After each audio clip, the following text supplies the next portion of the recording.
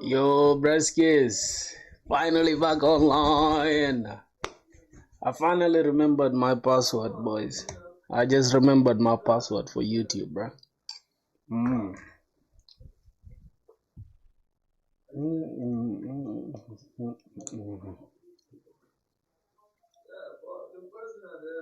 Yep, yep.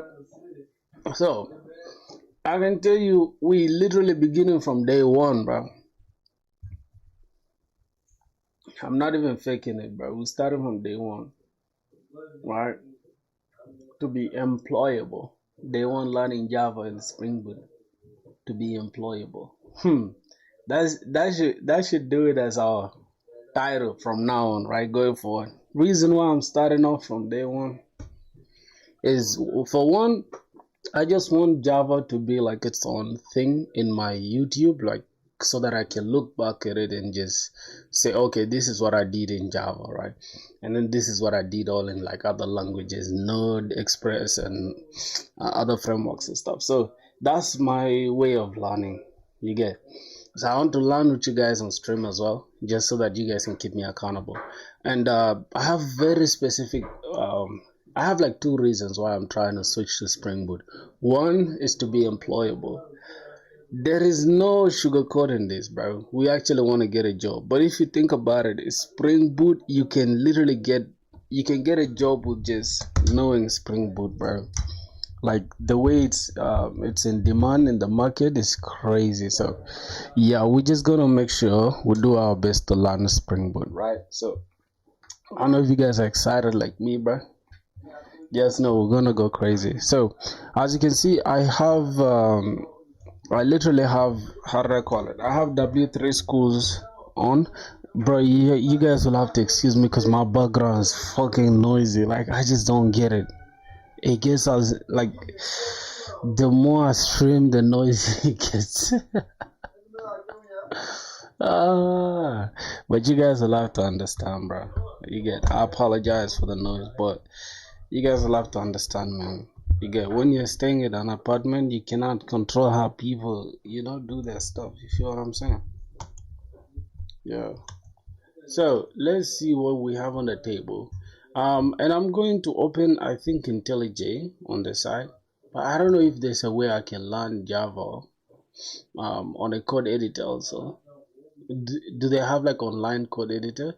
But I think it's good to use it like to use lead code as well to help me learn Java, right? What do you guys think? What do you guys think? Because then we can have like three tabs. We can have like another tab here. I think this is for another tab, right? This is to add it. Okay, this is like a new tab. And then inside the new tab, we can have ChatGPT. Or we can have DeepSeek. It depends. So let's just open ChatGPT. Alright. So we have ChatGPT here. And yeah, I think it's good enough. Let's just go ahead and log in. Alright, I'm just going to continue with Google. I'm just going to choose this.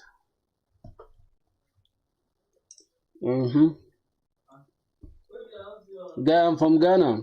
How can I join you? Yo, Benson, what's up, bro? Metrics of what? You got a job, bro? Nah, I can't believe that. What are you saying, bro? What do you mean? How can you join me? I'm confused. Yo, Benson, you from Ghana? How's everything, bro? Metrics of what? You got a job, man. I'm proud of you, my G. That's the point, bro. What do you mean by how can you join me, my brother? I'm confused. I'm kind of confused. All right, so I'm gonna let. But how do I text you? Okay, I actually have like a Discord server, right? I want to do pair programming. Oh, that's cool. That's interesting. Let me just open the Discord server real quick, and I'm gonna get the link up here because we do like go crazy on the Discord. I just started this Discord anyways. I had the previous Discord, but I deleted it by mistake. It's like there's a lot of people in here, but yeah, that's a new Discord. So let me just send you the link in a minute. I'm just gonna generate link, copy this. So you can just join ASAP, my brother. How's everything, bro? Look, here's the thing though, don't get it twisted. I already know Monstack, right? But I just want to learn Java and Spring Boot. So I'm not just starting out like from zero. And yeah. Alright, let me just go to YouTube. I don't know how I can send this to YouTube. I think I'll have to be logged in or what? I don't know. But let's go to YouTube. Alright. Okay, I'm gonna go to YouTube. I have to be signed in, I guess. Okay, I think I'm logged in. So I gotta go to your channel, view your channel. Okay, alright. This should do it. This should do it. Yo, Matrix of Wealth, bro. You got a job as what? As a software engineer? Alright, so I'm just gonna go ahead and pin this to the top. Okay, so you can access the link right there. Just join the Discord. Let's get it, bro. What did Matrix of Wealth say, bro? Like, where did you get a job at, bro? G? I'm happy for you. I swear to God, bro. I'm really happy for you, my G.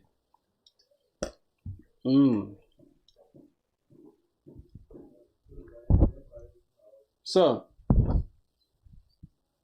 my motivation for Java, bro, is there are 1 million jobs for Java and Spring Boot. Spring Boot alone can get you a crazy job.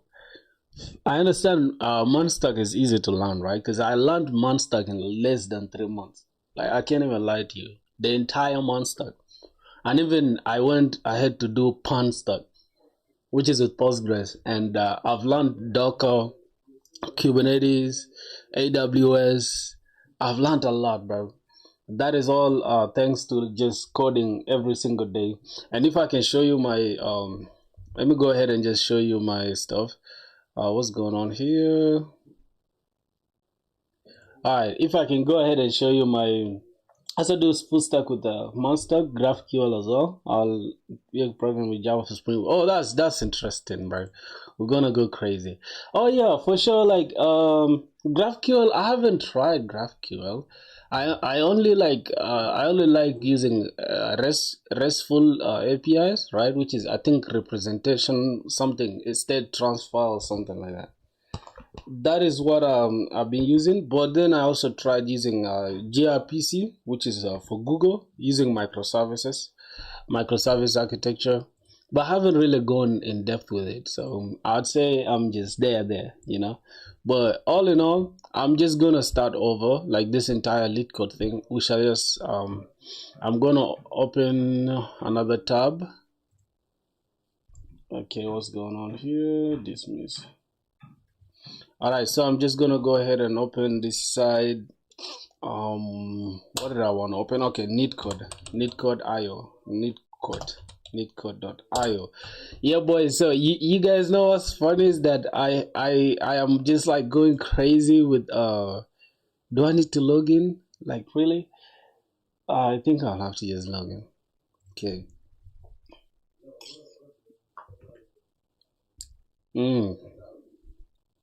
All right.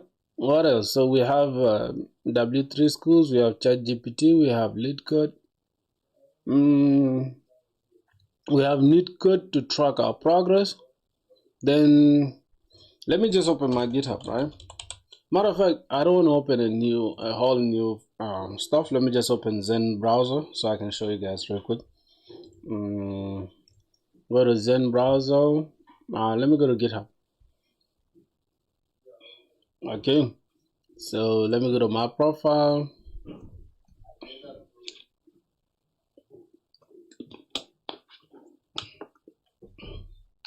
Yeah, see my profile, bro. Like, look, I literally started just 3 months ago, but look how clean that stuff is, bro. Like, we have some insane projects here. I haven't finished. The issue with me is that I just don't finish my projects, and I need to stop doing that. I need to stop that habit. I have like good projects really, but I haven't really, like, you know, gone public with them. So if you guys are interested, I'll show you guys soon enough. But all in all, we just gotta start somewhere. Or somebody sent me a text on. All right, so this is my LinkedIn, my brothers. Like, if you guys are interested, so That's the LinkedIn right there. You know what's funny, bro? A lot of people been asking me if I'm working at YouTube. I'm like, bro, I'm not working at YouTube. You guys are crazy. It's because of this. How can people just not read this? It's like this is content creator here. YouTube since October 2024, just last year. Self-employed. That is just it. And just because they are seeing YouTube here, they just assume I'm working at YouTube. Alright, so I'm gonna go ahead and just turn off everything that I'm not using. So I generally have I have this Spring Boot Java and Spring Boot Notion that I'm tracking my progress with. You understand? So we're gonna use this, but for now we're gonna have to like I'm just gonna close it off to save on the RAM because I'm just using the base model M1 Air, so it disturbs sometimes because of RAM and shit. So let's go to new code. Let's see what I'm gonna do. Right, I'm gonna assume I don't know anything here. So since we are starting with Java and I want to learn Java, I want to do lead code with Java as well. So I'm just gonna go ahead and say contains duplicate. This is where we are starting off today. So that should be okay. So let me see if there's a way we can just actually get it from here. Contains duplicate, external link. It should open lead code, right? Should open lead code. Exactly. So yeah, I like that. I like that. So we shall just be using this. We shall be using the roadmap to get us the question that we want to solve. All right. So yeah, the question is already solved in TypeScript. I solved it in TypeScript, but we can just start with Java, right? We just assume we don't know anything. Alright, my brothers. So that's the thing. The reason why I have ChatGPT is just to get me like straight with the syntax, right? So I also have this Java thing here. So let's go ahead and start. Now, as you can see, we're not going to start like from literal zero here, like not knowing anything. What is variables and all that stuff. We're not going to do that. We're not going to do that for real. So we're just going to use this question to give us what we need. So given an integer array, given an integer array nums, return true if any value appears at least twice in the array, and return false if every element is distinct. So that means, right, with this question, we really need to just check, right? We need to check for a specific number in the array, right? So if we check the indices, if their indices match, right? If their indices match, right, I think their length have to be the same in order for them to appear at least twice, or I don't know. I have no idea. And from what I'm thinking, we need a hash set for it, right, which is like a set. But how do we do the hash set in Java? That's what we need to find out. So let me go ahead and see. In Java, we have a list. We have a Java set. Oh, there's Java set and there's hash set. So which one are we going with? All right, let's see. The set interface is part of the Java collection framework and is used to store a collection of unique messages on Discord as a dead programmer. Bro, why are you calling yourself dead programmer? It's all good. It's all good. I'm gonna check you out. I'm gonna check you out. No problem, my brother. No problem. So how's Ghana, bro? How's Ghana? How's Ghana, man? Oh, this is you. I have my brother here also called Ifani. He's also from he's from Nigeria. He's from Nigeria. Well, what's happening here? You're using a different stack and now you're changing it. But why? Alright. I'll give you reasons, bro. So here's the thing, bro. Before all this, right? I was using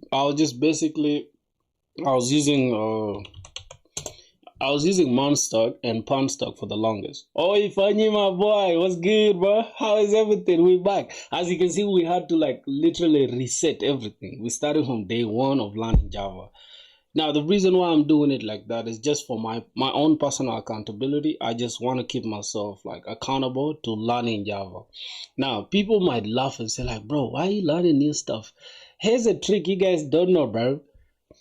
For Monstack, you have to send almost 1,000 goddamn job applications to even get one single internship. And 9 times out of 10, you might not even get that job. So why do you have to stress like that, right? when you can just learn Java with Spring Boot and just be directly employable. It's easy to get a job as a Java dev compared to a non-stack dev. And the reason why I switched from Go, I literally wanted to learn Go, but I left it. I left Go because Go is too niche and it's like Java is tried and tested and is enterprise level. You get most jobs out there using Java for their legacy code, for their code. So it's hard for them to just switch to the next shiny object. So it's easy for you to get a job. So that's the reason why I'm switching to Java. But at the same time, I have other projects that I use Mon for and Pawnstock for. So I will not give up completely on Monstack. It will just be like I know two stuff. So that's the plan now going forward. So I think I've answered that question. What's good, man? If I, bro, you've been gone for a minute, bro. I'm like, what's going on, my brother? I was just talking about you right now. All right, so we have another West African brother here too. He's called Dead Programmer. His name is Benson. You can check him out too. He's also like from your place there. Man, what's up? It's Benson. All right, brother. Broski. That is Filthy Squad. Okay, yeah, bro. We're coming back with the grind. You feel me? The new people joining the Discord. I'm happy for that. You see, bro, I've been gone for a minute because I had some personal issues. So I wasn't streaming for like I don't know. I think 5 or 10 days. I'm not sure, but yeah. Bro, I've been hustling. Yeah, you've been hustling, bro. I can tell. Java is like Chinese civilization, been there since ancient times. What do you mean by Chinese civilization? Bro, you guys stop being political. Y'all should stop being political in the goddamn chat, bro. We need neutral people who are just here to chill, alright? We don't need no politics, my G. I'm not a big politician. I hate politics, bro. They just destroy a nation. I can't even lie to you. If it was in my hand, I would bring back the time of like the rule of the kings and all that stuff, kingdoms and all that. It's better than these stupid politicians, bro. I'm enjoying rice, boy. You guys don't know.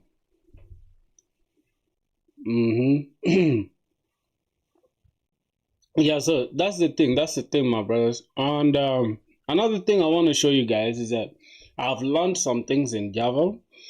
So before I start with like all that stuff, I just want to like I want to show you guys what I've learned so far using object-oriented programming.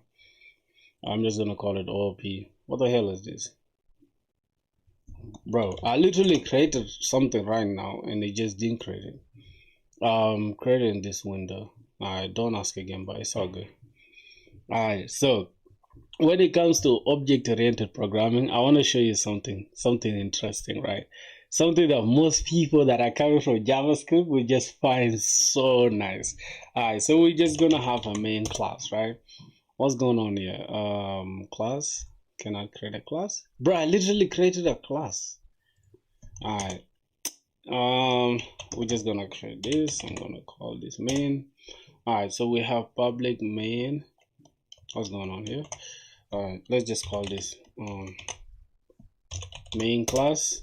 All right, so we have something like that. Let's first try to print out hello world, right? And let me try to run that. I don't know if you guys can see my screen. I think I need to make it bigger a little bit. How do I make this? Okay, just like this, right? I think you guys can now see it clearly, right? All right, so now we have something like this. Now let's assume I want to create another, like a student class, right? Oh, because I'm actually trying to learn object-oriented programming at the same time learning Java basics, right? So let's just say we need we're starting with like classes and objects, right? Now what is objects or what are classes and what are methods and all that? I'm not going to define them, but I'm just going to show you guys in an example, right? So we have this main class. Now, let's say I want to create a student class, right? Because for some reason, I want to create something like this, right? Let me go ahead and create a student class. All right, so here I'm just going to call this student. Bro, unable to pass template class error. What? Wait, what's really going on? Hold on, let me just delete this. Let me delete this because what the hell is going on with this? Remove this from projects. Okay. I don't know what's really going on, bro. There's some issue, but just give me a sec. Okay. Um. Yo, Dax, what's up, my brother? You told me you also learning Java, right? I think I saw. I don't know whether it was on LinkedIn, something like that. I saw your text, something like that. Idea projects. I'm just gonna go ahead and just remove this, right? Java OOP. I'm gonna remove this. Send this to the trash. Good. Okay. Let's go ahead and create it now. Oh my god. Bro, is it just me or all this stuff is like somehow tripping? Let me go ahead and okay. Abhinav, bro, can I know your age? I'm 24 years old, my brother. 24 years of age. Okay, so we have a new project, OOP, and I can now go ahead and create it. Good. Good. That should do it for us. We have object-oriented programming. All right, so I don't know how I can increase this zoom. I think it's in the view window, zoom. Can I just open this zoom? Wait. Okay, it's like this. How do I zoom in, bro? I think it's in the view, right? Bro, using intelligence is kind of intimidating. I'm not gonna. Okay, this is the main class. Good. So now we're creating classes correctly. Let me just try to increase. Let me go to settings and I'm gonna look for zoom, right? Yeah, zoom is here already. This is 100%. I need to zoom in by like 150%. All right, so that should be okay. So you guys can see my screen clearly, right? Yeah, on LinkedIn. Yeah. I saw it on LinkedIn. Mohit, what's up, bro? Welcome back to the stream. How is everything? All right, so let's go ahead and create a main. Java 25. Yeah, bro. Java 25. Yo, Barak, man. I deleted our previous Discord by mistake. So go ahead and just join the new Discord link up right there. What's funny is that Java 25 dropped of recent and Java just became 30 years old, bro. Can you believe that? Java's older than me by 6 years, bro.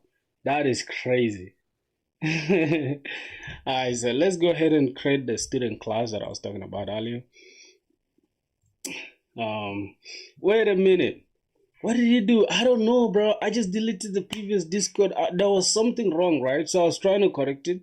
All of a sudden, it just deleted the Discord. The entire Discord was gone, bro. I was so annoyed, man. But it's all good. We can always build a new one. It's all good. All right. CMD plus should work. Yeah. But I wanted to like CMD plus will just only increase this text here, but will not increase the entire window. I wanted the entire window to be increased, but it's good now.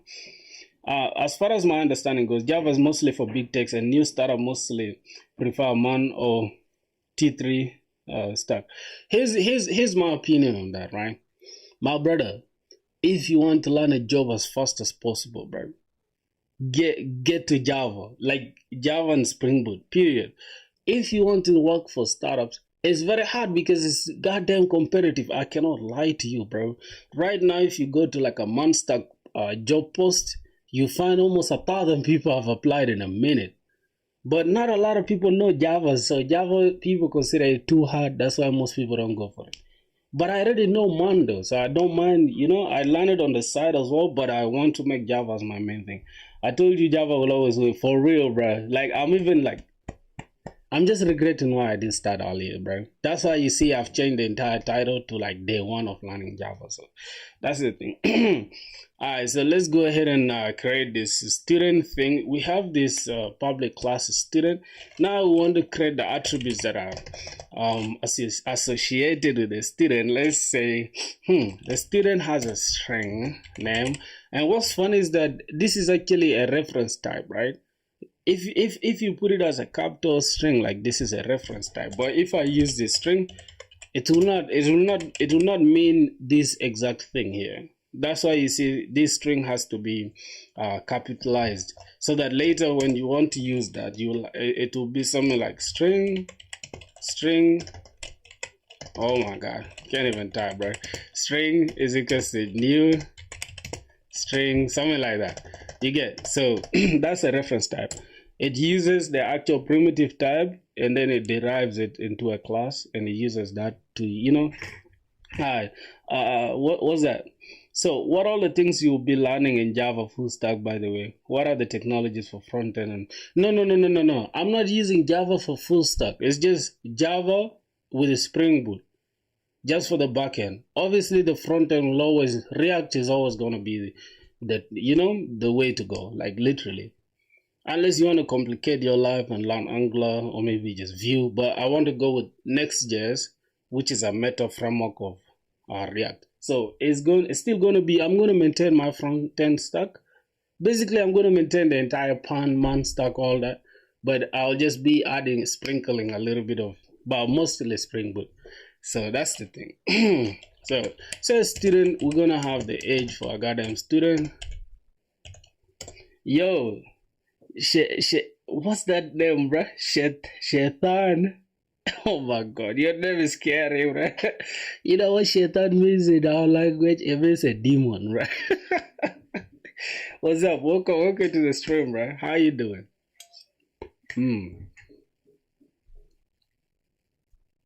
How you doing, bro? It's all love, man. Excuse me for eating with my mouth open, boys. I have no respect at all. Alright, string name, int age. Then we're gonna have also string. A student can have grade, right? We can also have like I think GPA, which is I think GPA is grade point average. It's always gonna have like I'm just gonna call it GPA because we're gonna have like a little bit of integers, right? We're gonna have like points or floating point numbers. I think let's just call this float. Wait, does it need this float or this float?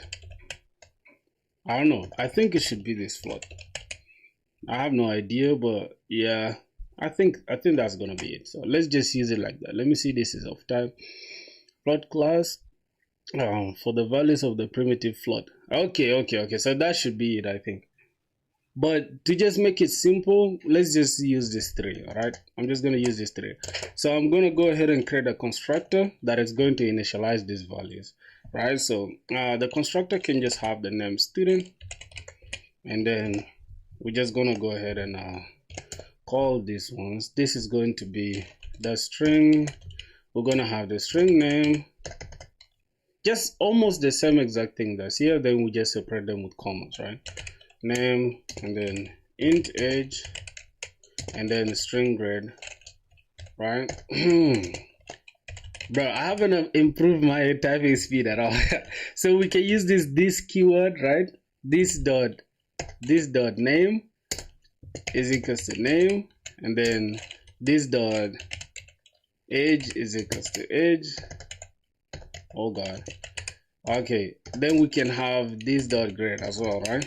This, you know what's funny? I could have just clicked tab and it's done, but I always like to type the stuff out so that I can just always remember it, Great. Okay, is equals to great. So now we've initialized the variables with a constructor. Use encapsulation. Yeah. You want me to use encapsulation with the private word, right? So that you cannot access it anywhere. I'm going to do that. Don't worry, okay?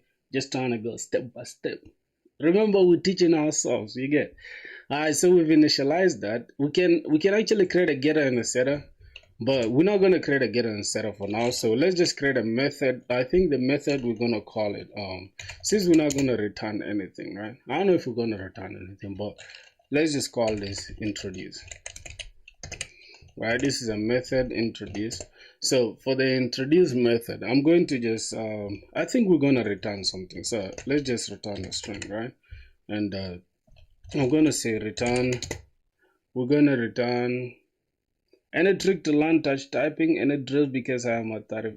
Bro, for me the worst part with me is like touch typing is my biggest hurdle. Like that's what's stopping me from being a great developer. I'm so poor when it comes to touch typing, bro. So I have no idea at all. I get advice when I'm bad myself. Alright, so let's return a string, and this time, I don't know if we should return something. I would say we shouldn't return something for now, because yeah, we're not going to return anything anyways in this method. So let's just do it like this. Let's print out something, right? System.out.println. We're just going to print out. We're going to say hey, and we're going to leave some gap. Then we could say this dot this, but we already initialized it here, so there's no point of repeating ourselves. We can just say this plus name. So it's going to be like hey. If the name is Emmanuel, we're going to say hey Emmanuel, right? What should we do? Hey Emmanuel, or something. I am Emmanuel, age 25. So let's just say I am Emmanuel, and then age 24, right? So we're gonna have something like this, age, something like that. All right, age Emmanuel, age 24 years old. Right? So we're gonna say age 24 years old. That means I am Emmanuel, right? Age 24 years old. So we're gonna have 24, something like this. Age, bro. It's hard to deal with strings here. I can't even lie to you guys. It's hard to deal with strings, right? All right. I'm gonna have something like this. 24 years old, and then I scored, then this grade, right? So, or maybe I have this kind of grade. Okay, let's just say I scored. I scored. All right, we're gonna have something like that. I scored. Okay, then we can just have grade as the last thing here. Okay, all right. So now we're good to go with this. We can just go ahead and use this inside our main class. So inside our main class, we have to create a default constructor as well, which is going to be a student. Is it default constructor? Yeah, default constructor. We're going to have student type student. We're going to call this student because we want to reuse this, right? So we're going to have new student from the class. And now we need to initialize the name, right? So the name can be Emmanuel. And the next thing will be int, which is the age, right? I'm just gonna put 24, not 200, bro. Got it. 24 years old, and my grade is A, obviously. That's how you grade yourself, right? So now we can just call that. This same exact method, the introduce method, on the student itself. So let's say student dot introduce now. Call this method, and if I go ahead and run this, bam, we have something. I am Emmanuel, age 24 years old. There's no space with 8 years old. Oh god, let's go back. Let's go to years old. All right, let's have that. 24 years old. 24 years old. We need a comma, bro. We need some proper English here, bro. Is it punctuation? Is it punctuation? Punctuation, something like that. All right, let's run it one more time. I need some punctuation, bro. All right, so I am Emmanuel, age 24 years old. I scored. We need some gap between this, bro. God dang. All right, so I scored. Boom. Now if we run this one more time, I am Emmanuel, age 24 years old. I scored 8. All right, so that is it. Now let's say we want to create another student, right? We need like 2 students here. Okay, so we can just go ahead and just create another student like this without having to create this entire student class again. We just reuse that same student class. So we're gonna call this 1, and then now let's just change this to Francis. I'm gonna put this like 32 years old. And let's say Francis failed. Let's give them F. So we just call the student class. We just go to like student2 dot, we call this introduce method. Now let me go ahead and run it again. Boom. I am Francis, age 32 years old. I scored F. Cool. So now we've done some cool stuff as far as OOP is concerned, right? Now let's say my boy said we should do encapsulation, right? All right, let's say I want to like go ahead and make this one private, right? let's say I want to make this one private. Okay, private. Let's put this private. All right. Now, what's funny is that if when we put this as private, name may be final. Right. Let me just run this again. It's going to work actually. It's going to work. But let's say we don't want to call this introduce method, right? So we don't want to call that introduce method. I want to just I want to set this ones myself. So what I'm going to do, I'm going to remove this here, right? Or let's say I want to just update this name. Let's say I want to update this name. Let me just run this. For now, let's go back here. These ones are private. Why? Okay, we did not call this student.introduce method. Let me just go ahead and run this one more time. All right, now let me go to the student class, right? Let me go to the student class and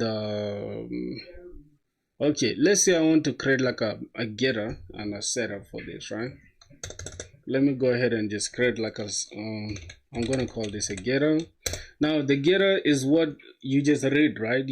With getters, you're not passing anything in the parameters, right?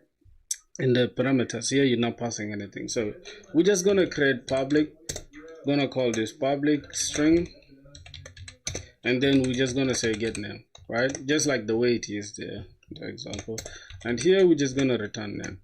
Right, we could actually here say return this dot name, but it won't make sense because we've already initialized the name here. So that is cool. Now let's say we want to now set this, right? We're gonna call this a setter. All right, now this is going to be void. We are returning something, so both of them should actually be public. I'm just gonna say public, and we're gonna have string. So what are we actually setting? For setting here, it should be void for sure. So we're setting this a string, and then we're gonna say set name. Then we're gonna take this string, and then we're gonna say what are we affecting? We are setting the name, right? So here we're just gonna say this dot name is equals to name. All right, but we have a problem here. Invalid method declaration, return type required. Oh, am I not returning something? This is what's going on again here? Wait a minute. This is a string, right? We're returning a string, and then this should be returned. Okay, cool. So here, wait a minute. What's really going on? What are we setting and what are we returning? I think I've mismatched something. Let me just go ahead to like Java. Let me look at the methods. Where are the methods? All right, methods, classes, and objects. I think I saw getters and setters somewhere. All right, this is the method. We're returning that main object. Okay. Wait. Just give me a sec, my boys. Okay. I think it's inside encapsulation, get and set. Okay, so this is a getter, public string, get name, then return the name. Then okay, this is going to be the setter. The setter is going to also be public void. Yes, it's void since we are not returning anything. Haha, jeez. All right, that makes sense. So we are not returning anything. So let's say public void since we are not returning anything. And then we're gonna have this dot name is equals to name. All right, so we are just affecting the name, right? So that should make sense. What's going on here? Why do we have something like introduce local variable, remove the statement? Wait a minute. This dot name is equals to name. Wait, is there anything that's wrong here? I think is the constructor itself, right? I don't know if that's the constructor, but it's cool. Let me just go ahead and go to the main class. Let me try to use it now. So gonna go to the main class. I'm going to say student, right? Student dot, I want to set name. So let me set the name. Say I want to change the name. Hey, I made a mistake making this putting this name as Emmanuel. Okay, I want to change it to Francis, and that is the name. But if I want to print out the change that I made, okay, let me just input the change right below the introduction here. So I'm just gonna have st out. I'm gonna have system.println.out. Now I'm just gonna have a student dot, I'm gonna say get name. Since we set name, we're just gonna get the name that we changed. All right, let me try to see. All right, as you can see, I Emmanuel Francis this, but then I changed the name here to, I updated the name to Francis, right? So we can have something like updated name. Okay, I'm just gonna say updated name. All right, so we're good to go now, hopefully. Let me run this. Boom, updated name is Francis. So I think that should do it. That should do it for like getters and setters. And yeah, that's, I think, the best way to learn by yourself, my brothers. You get, so we have that in place. What else do we need? I have this constructor. I already know how to use a constructor. What else? Java, this keyword. Okay, I know how to use this keyword. What are modifiers? Let me have a look. I think you guys like this stuff to be in dark mode, right? Me too, bro. I don't know, for some reason I don't like this light mode thing. How can we change the mode? Yo, how do we change the mode, bro? Alright, how do we goddamn change the mode? It's light mode. I think it's here. Yep, dark mode, light mode. Alright, let's go back to Java. We are inside object-oriented programming, right? OOP. Okay, wait, where are we at? Where are we at? I can't see. Okay, this is it. Classes. Okay, fine. So we are here inside the modifiers. Let me see. Let me look at what the modifier is. Oh, these are the modifiers, right? Person P is equals to this. So here we have public access, public accessible everywhere. Private only accessible inside this class. Interesting. So if we have a class which is person, and we say public string name is equals to John, that means this is publicly accessible anywhere. But if we say private int age is equal, and I think by default, if you don't include the word public, then it's public, right? I don't know if that's true, but if it's true, then we're good. All right, so if we have this private int age, that means it's only accessible inside this class, right? So for you to access it outside the class, you have to, like, I think, wait, let's see, works fine with the name, and the age has a private access in person. Also, this will give errors, but if you say st out here, which is if you print the age inside this class, it will give us the answer, right? Correct. Okay, fine. I'm not gonna take so long inside like this stuff, but we're gonna spend some good time here. Final. So what does final mean?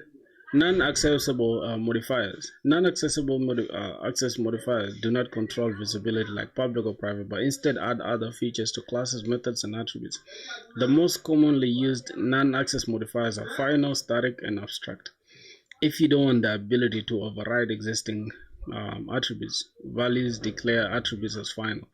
Okay. That is too much. That is too much for us. So the next thing we're gonna go to encapsulation directly. See, the meaning of encapsulation is to make sure that sensitive data is hidden from the user. Declare a class variable attributes as private, right? Oh, all of them actually. The class and the variables or the attributes should be private, and then provide public get and set methods to access and update the value of a private variable. Isn't it what we just did? Now you learned from the previous chapter, whatever. Let's see. However, to access them, we'll need to provide public get and set methods. Now, to get method, the get method returns a variable value, and the set method sets the value. I think that's what we just did, right? So let's look at this. Private restricted. That's what we did. So we get up for the name, we return the name, and then this is how we update the name. All right, that should make sense for encapsulation, right? The get method returns the value of the variable name. All right, so I think that should do it. The next thing we're going to go to, I think it should be inheritance. we're not gonna waste time on Java packages and all that. We're gonna go to inheritance straight. Now this is where like the magic happens. All right. Let me try to see if there's a way we can do something here. All right, let's say we want to reuse this information for this. All right, so we have this. So we have that. All right, we're going to leave the name as private, then the rest will just be public, right? The name should be public. All right, this should be okay. So that is good. Now what we're going to do, I'm just going to go ahead and create a new class here. Let me say I'm going to create an animal class, right? Animal class. So inside this animal class, I'm going to have something like, what do animals have in common, right? Animals can breathe, right? Animals can breathe, animals can reproduce, animals can locomote, and animals can work. Yeah, there's a lot. I forgot my science class, boys. We're dealing with computers, so I'm not concerned with all that. But let's just use all that. So we're gonna say string. We're gonna have breathe, right, or whatever. I'm just gonna have breathe, right? Breathe, and then the next thing is I'm going to have I think we can call this reproduce, right? Reproduce. Right, and then the next thing is, let's say animals can die, obviously, right? All right, animals can die. That is just going to be an animal class.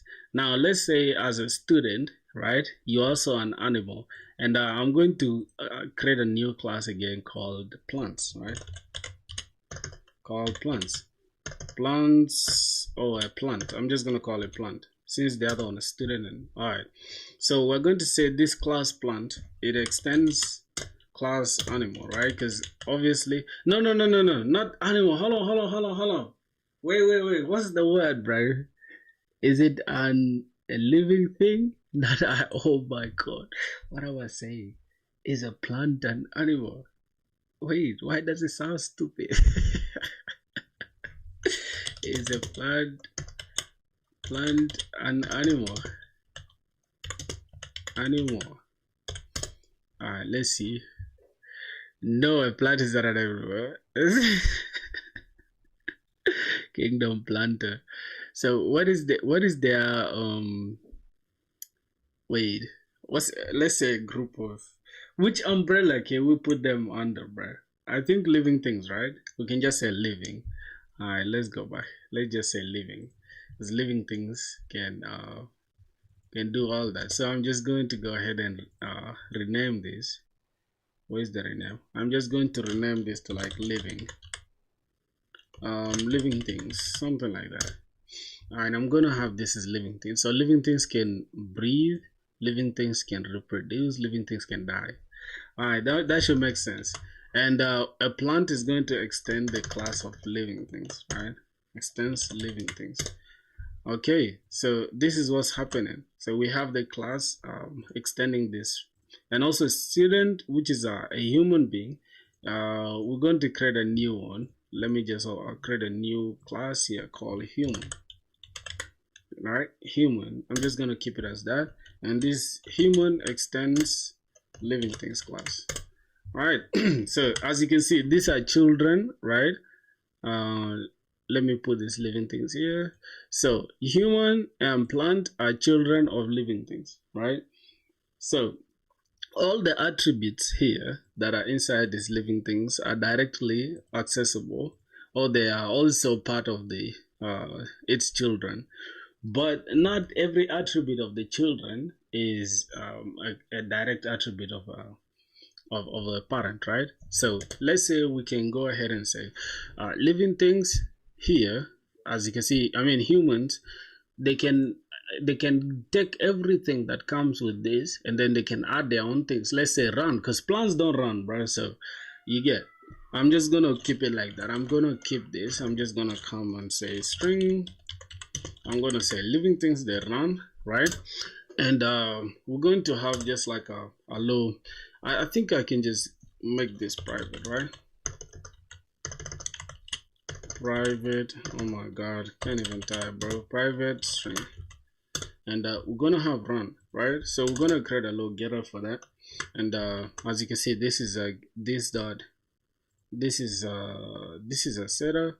Now we need a getter for that, so gonna have a getter. I'm just gonna call this public, and this is gonna be string get run, and it's going to return get run, obviously. So this is what we have, and we can have a method here. We can have a method called running, right? So I'm just gonna have void, I'm gonna say running or run. Just gonna keep this as running, and then this is what's gonna happen. So here we're just gonna print out running. So human is running, right? Then we need to just extend this.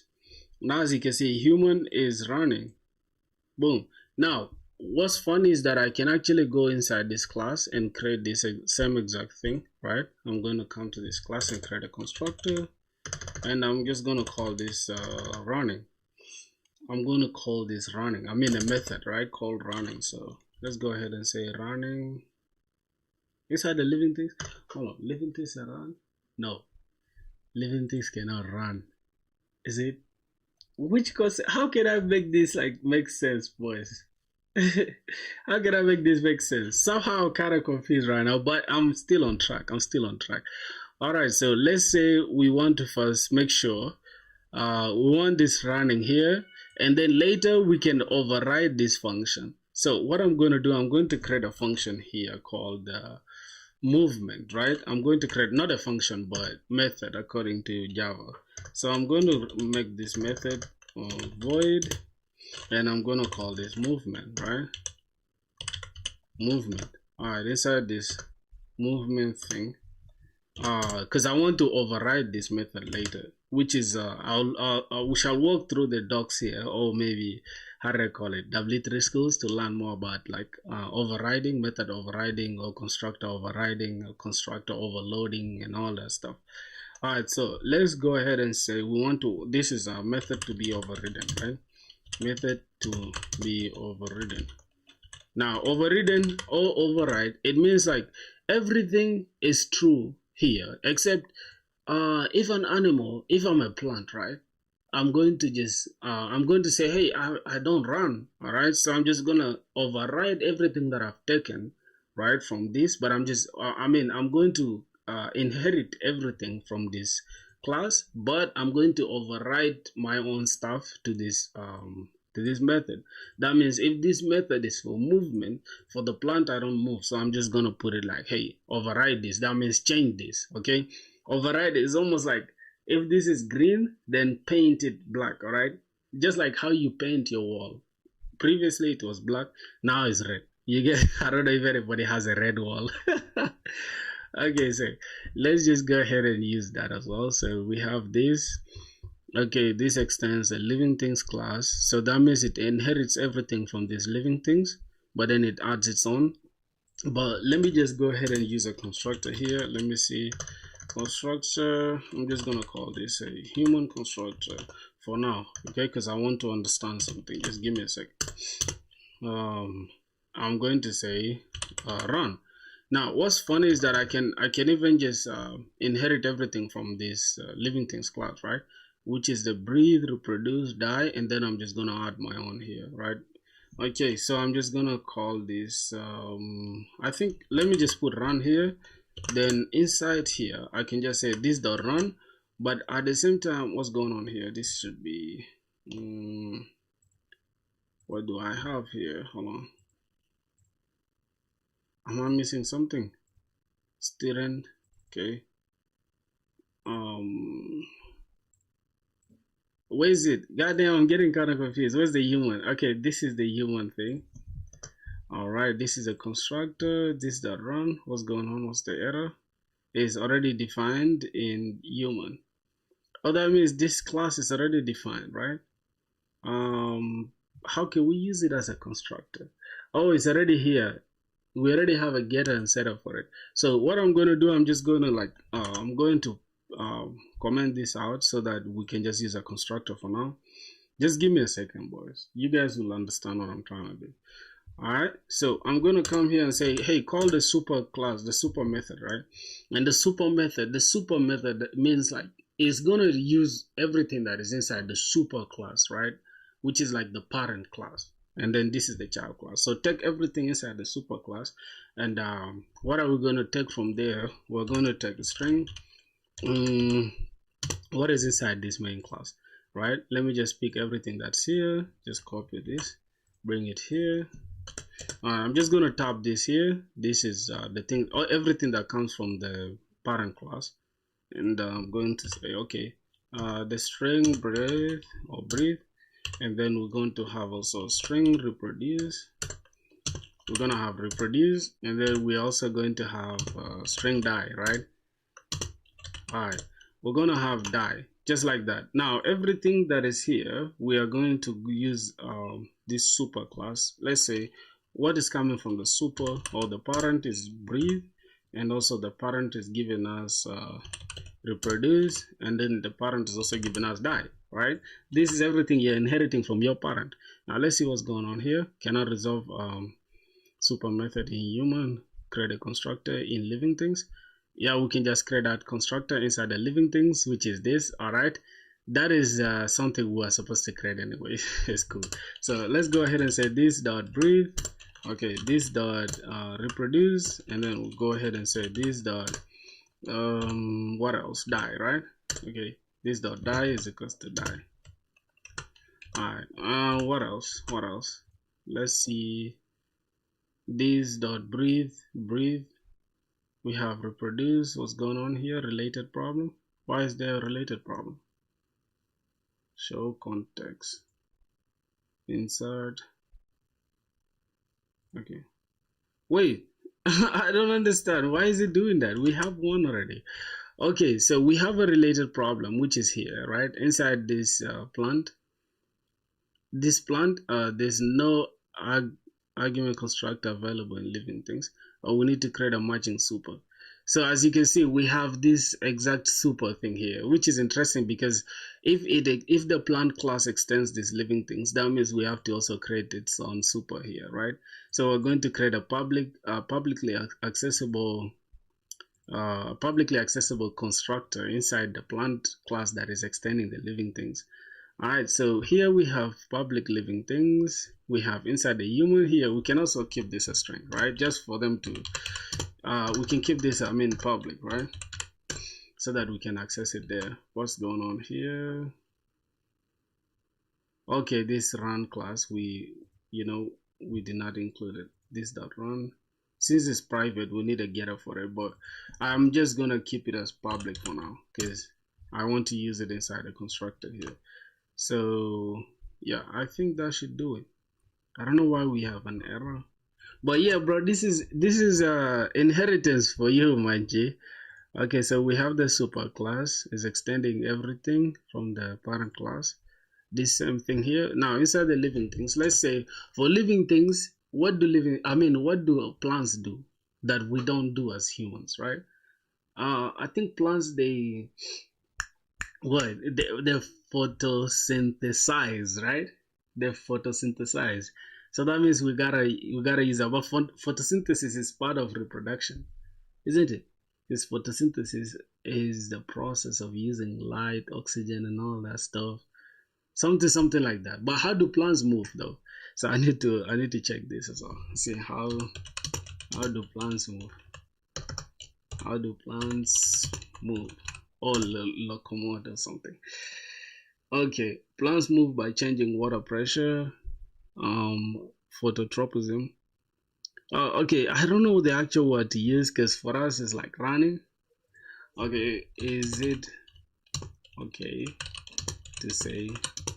Okay, that means we need to create something that is unique to plants, right? Okay, something unique to plants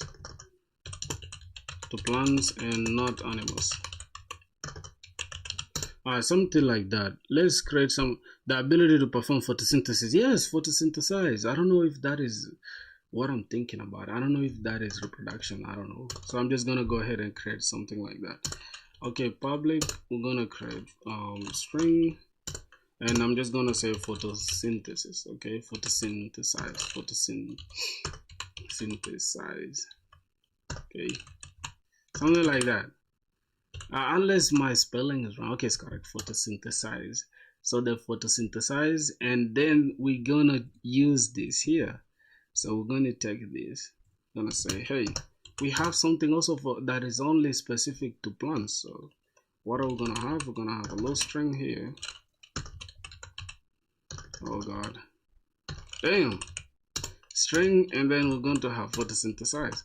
Then let's go ahead and just use this dot photosynthesis or photosynthesize, whatever. This is only specific to plants. Now I want to go ahead and create like a little like something that is only specific, right? So we have to create a method movement inside these living things, and then for the human is going to take that movement and is going to override that method, right? So let me remove this one here.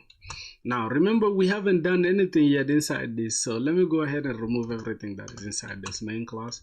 So let me go here and say method to be overridden, which is movement, right? So I'm going to say, hey, system out something like plants move or something. I don't know what's going on here. Method to be overridden. Okay, so that means inside this human class, right, we can override this same method, which is void movement, right? So can I take it? How do I check that? Void movement. As you can see, it brought this override method directly, right? This, as you can see, this is override here. The reason why there's override, it means like, hey, take everything that is in the super class, which is movement, right? And then just override it with, or change it to what I have as my own. You get? So that's the point of having this override. Right? The same applies here. We're going to have override. We're also going to override movement, and we're going to change our own movement too. So I don't know if that's the best way to put it, bro. Why now? That display. What do you mean why now? Why what? So I have like a bad way of putting these examples, but we're gonna have to, like, you know, bro, it's back to Java. Yeah, I'm back to Java. Welcome to the party.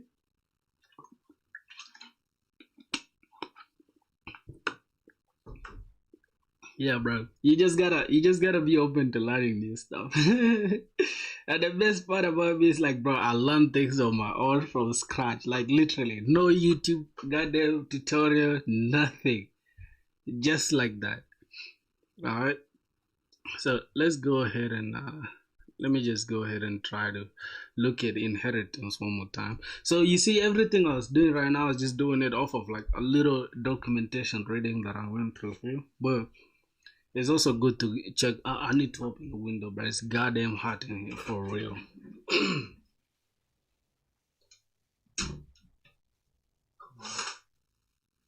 Alright, so let's keep going.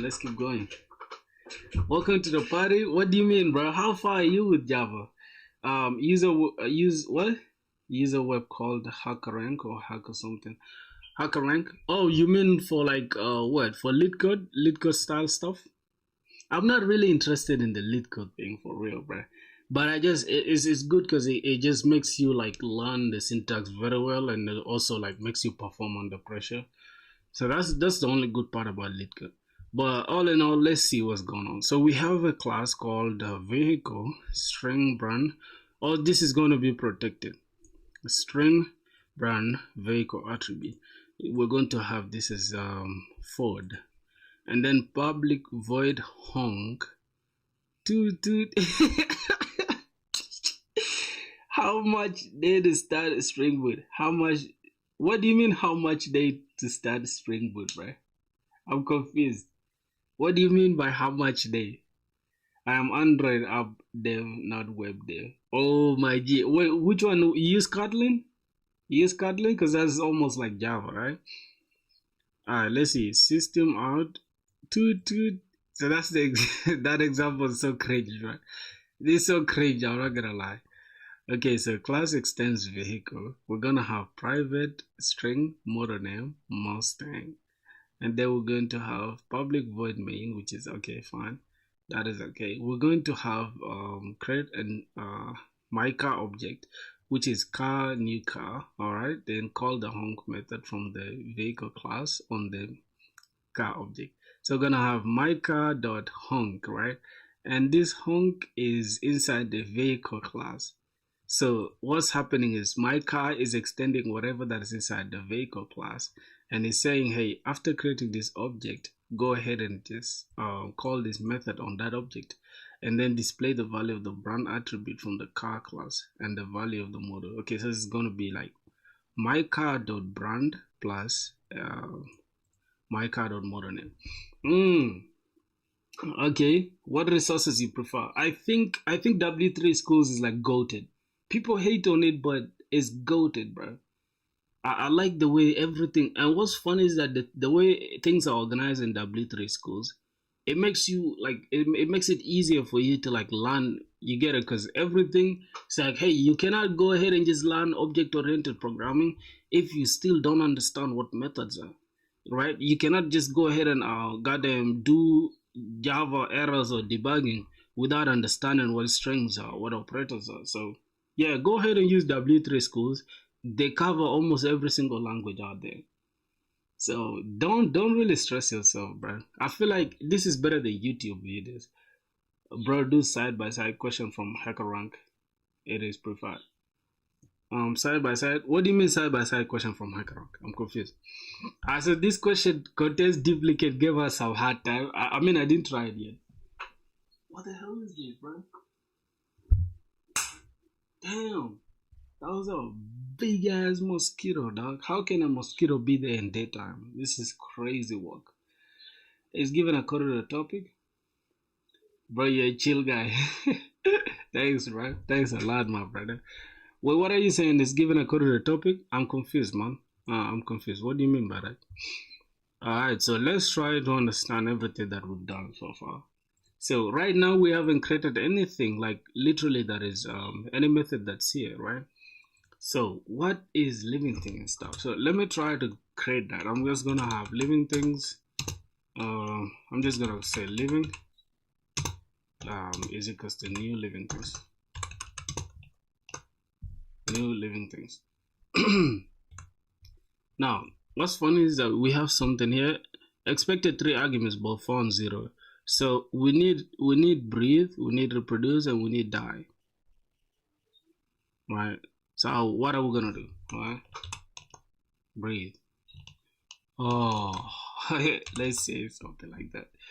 Okay, reproduce. Okay, let me just keep this simple, right? Let me just call this breathe. I know this is not the best example to use, but at least it makes you understand what we're extending and all that stuff. I'm struggling to get a job. That's why a question about Springboot, because I like the way how you programming and compile information on code. Yes, for real, bro. Here's the thing, bro. My tech is like this, right? My take is like this because I've literally spoken. It's just that you guys don't get to see because I do it off stream, right?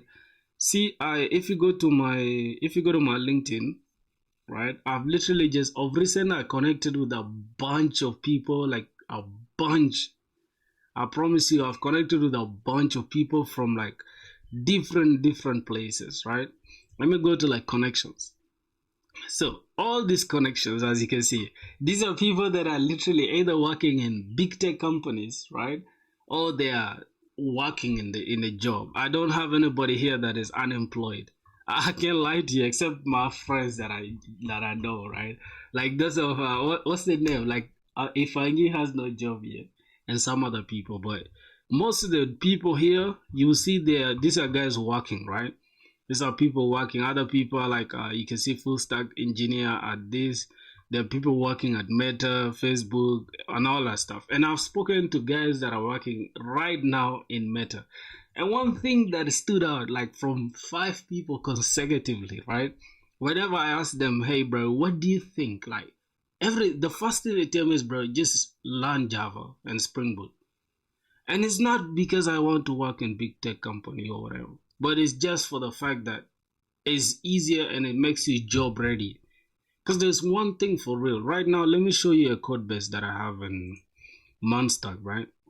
And then you see like a big difference when it comes to Spring Boot. Spring Boot literally forces you to learn good practices as far as code is concerned, right? I'll show you something. What's funny is that you can literally start coding in Monster and not even care about learning good practices or whatever, or even learning things that are like industry standard. Most people just doing Monster, they just learn a few things from tutorials and that's it. They think they're okay now. So I feel like if you want to learn a job at a startup company, learn Monster, right? They easily get you the job, but one thing for real about startup companies, like they're not trusted, bro. I can't even lie to you. They're not trusted because one day they are popping, the next day they are falling off. You get, so why do you stress yourself? And I feel like if you don't want to work at like big tech companies, apply for like banks, right? For banks, for like security stuff that use Java and Spring Boot, right? 99% of those companies use Java. So I would say just go with a company that at least you'll be guaranteed that you'll be paid consecutively, right? Rather than going for a company that's like next year they are not, they're just going to lay you off because guess what? Their money is now off. You understand? So it's good to invest in something like that's going to be tried and tested. So that's the point I was trying to make. All right, let me see in my backend. What do I have here? Let me show you some. I think it's inside the SLC. All right, so I have this controller thing that's going on, right? Inside this filter store thing. Now everything here is okay. There's nothing wrong with that. But if you're trying to create this REST API inside using Spring Boot, you realize like, damn, there's some things I do not understand for real. Like things like the factory method, things like how do I call it? Those are like design patterns, right? Things like the factory design pattern, things like how do I call it? What else? There are like 5, right? Or 4. I think there are 5. How many design patterns are there? I think there are 5. So it's good to like learn them alongside the Spring Boot because it gives you like a bigger edge against like normal junior developers. So I'm gonna say design patterns, right? So design patterns in Java. All right, something like that.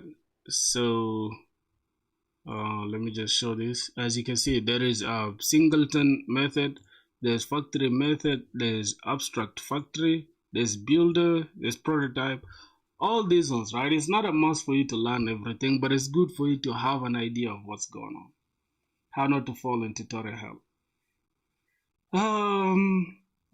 Do not watch tutorials.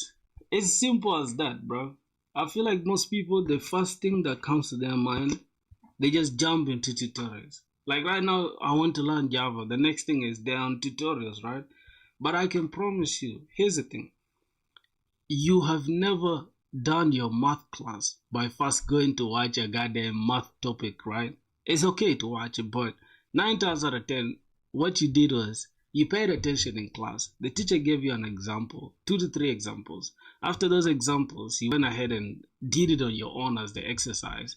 After you failing in the exercise, you are corrected, or you did it again, or the teacher did the corrections, you submitted it again, and then now you've passed it. And then after that, after the class, you've gone to like a question bank or maybe some online stuff that has questions related to the same topic, and then you got those questions, you answer that question, and after doing 3 to 4 5 questions on the same topic, you're okay with that topic. Let's take differentiation as an example, right? Differentiation, integration, and all that in calculus. After doing all that, right, you realize like, oh shit, there are actually some things that are related to what I've done already. So with that being said, that's the best way for you to learn. You don't have to go and watch somebody do it, but you do it yourself. That's the point. So yeah, so that's all I can say, man, already. Enough preaching, man. Let's get straight to work, man. All right, let's see what's going on.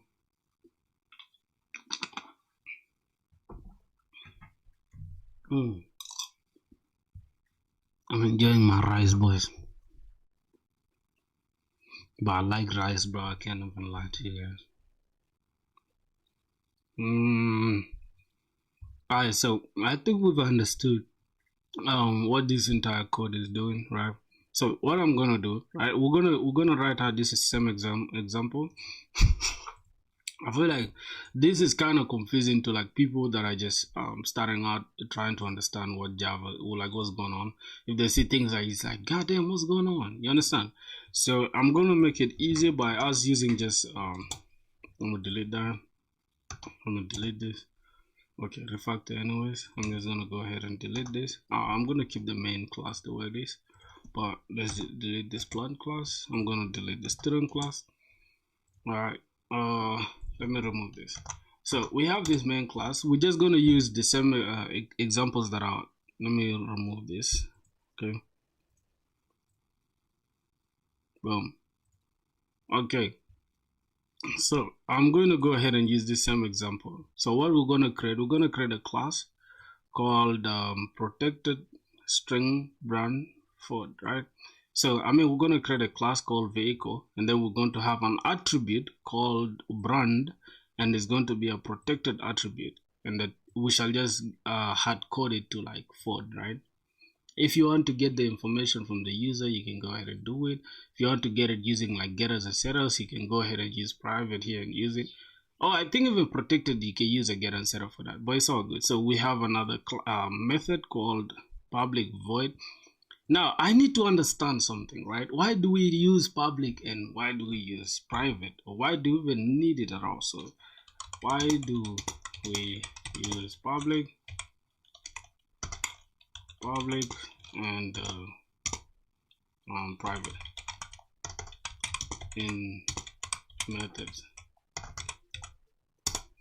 Alright, let's see what's going on. We use public and private in methods to control encapsulation, which is core object-oriented programming principle that hides internal complexity and exposes only necessary functionality. Public methods define a class outward-facing API accessible by other parts of the program, while private methods are internal helpers inaccessible from outside their own class, protecting internal logic and ensuring stability.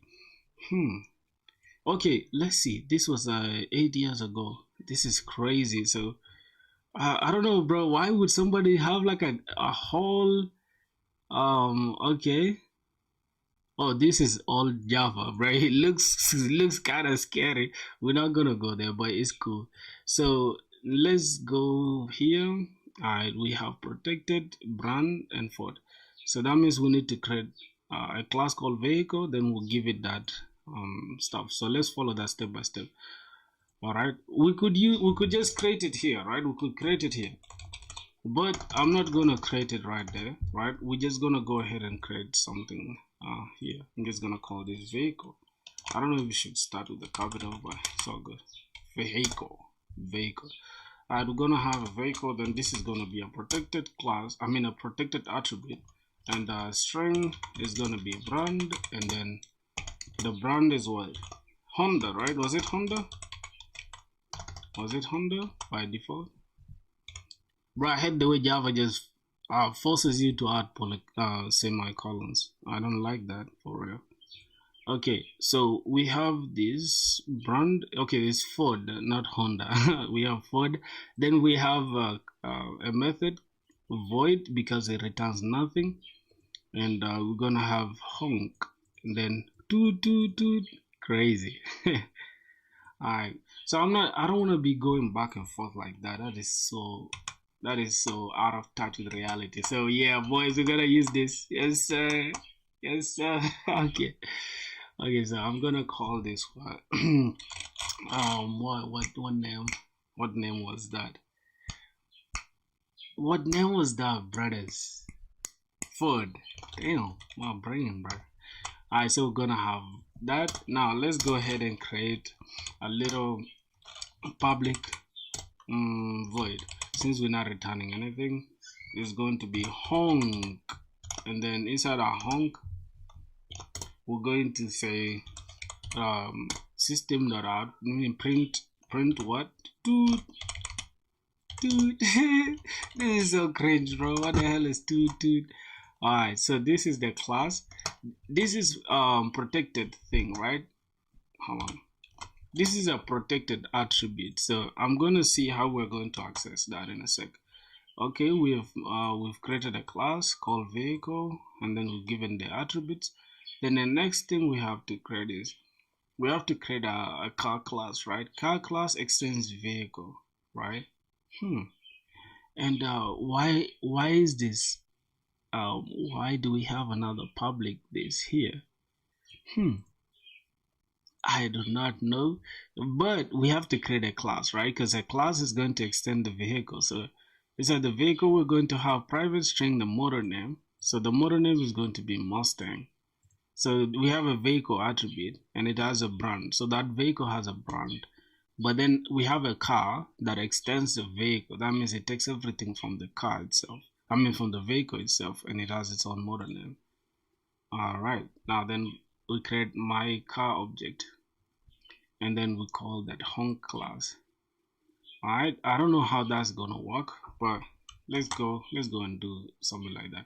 So I'm going to keep the main class the way it is, or we can just create that car class here. We're going to have my car is equals to new my car, right? And that means we need to create this my car thing. But let me see how they're doing it here. Oh, okay, it's car, not my car. So this car actually. Car is equals to car. That means if you see this, right, that means we need a class here for this. We need to create this class. So let's go ahead and create that car class, and then that car class is going to extend vehicle, right? It's going to extend that vehicle thing, and then we have another stuff we need to take care of. Here inside the car we have a private string name. We have a model name that is private, and we're going to call it Mustang. All right, so let's go to class. I'm going to call this attribute private, and this type string, and it's going to be called model name, right? It's going to be Mustang. Cool. So we have something like that. What's going on here? Model name is never used. All right, so we need to come back here, and now we can just say the method honk, where's the car, then put this vehicle here. So we need to call this method, right, for the car instead, right? We need to call that. So let's say car dot honk method. Honk, is it like this? Okay, we're gonna call this honk. So what's gonna happen, we're gonna take everything, call the honk method from the vehicle class on my car object, which is this. Okay, I call this car or my car, whatever. Then we need to display the value of the brand attribute from the car class and the value of the model name. Okay, so we need to say print my car dot brand plus my car dot model name. All right, so that's how now we're using them. I think that is cleaner, right? So here we're just going to say car. So to create some difference, I'm just going to call this my car, right? My car. So we can have all right, so my car. Now we're going to go ahead and say print out. We need to print out brand.name, right, which is going to be from this brand my car.brand. So I'm just going to say the brand of my car, the brand of my car is we can have this, then we just have a little plus, and this is going to be my car dot brand. Yep, because this brand is what we are inheriting from the vehicle class, right? Plus what else after my car, the brand of my car is, and then what do we do again? We have the model name. So let's go ahead and say and the model is okay. Let's go ahead and get the model. So my car dot model, I think is what did we call it inside here? Model name. Now, for some reason, I'm just gonna model name. Now, what's fun is that inside this vehicle class, right, we have this protected brand thing, but for some reason we have an error here. Why? Model name has a private access in car, has private access in the car. So for the car, is like the model name is actually private, right? So we need to create an access for it. So let's go ahead and just create a getter and a setter. So I'm going to create a getter for it since we're just going to read the name, right? So let's call this getter to access that. So I'm just going to call this. For the getters, we have to return something, right? So we're going to say public, since we want to make this public, so we're just going to say public string, and then we're going to say get model name. Now we're just returning the model name. We can just say this dot model name, and this is a string. Then we're going to return model name. So that is it. Now hopefully we don't have any problem. This is going to be final, so I think it's safe to put this as final, right? All right. I don't know why it's still giving us an error. Convert the field to a local variable in method get. Oh, so this is how it's going to be. No, that's not what we want. I'm just gonna keep it like that. And let's see, we still have an error. All right, so let's go ahead and call this get method here. So let me get this. Let's gonna say my car, not dot car, my car dot get model name, right? And what's the model name? I have no idea. How brother, why are you changing text stack? Why am I changing text stack? Because I want to get a job, and for you to get a job you need a good text stack. But Java is all you need, bro. Like I feel like the Spring Boot is all you need. So now we're starting to get in some issues, right? We expected something, so I think I'm just gonna keep this as model name, something like that. So since we defined the model inside here as Mustang, we might as well just copy this and then remove it from here, so we can just have something like this, and then here we can have this as Mustang. All right, but we still have a problem here though. We still have a problem with this private package. What's that? What did we I don't know what we just did. I don't know what we just did. I'm confused. What happened? What's going on here? Return value of the method is never used. So I'm not even using this return value. God. Okay, let's call this Mustang. So I'm not even using this, bro. Okay, let me take that out. Let's see, remove this. Okay.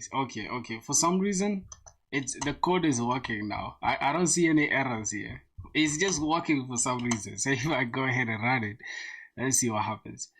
That is the method honk, and then the brand of my car is Ford. Okay, we need to create some space here. The brand of my car is Ford, and then alright, let's run it one more time. The brand of my car is Ford, and the mod is and the model is Mustang. So yeah, you're right. Almost all the legacy code is written in Java, so yeah, it makes sense. Yeah, for sure, bro. I feel like if you want to land a job, bro, just learn this stuff, and it's gonna make you highly competitive. I swear to God, everyone and their mother is doing Monster. Every goddamn person is doing Monster.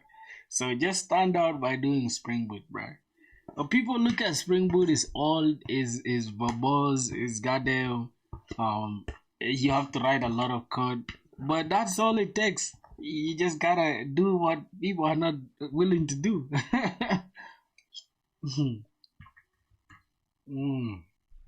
But what the fuck is that?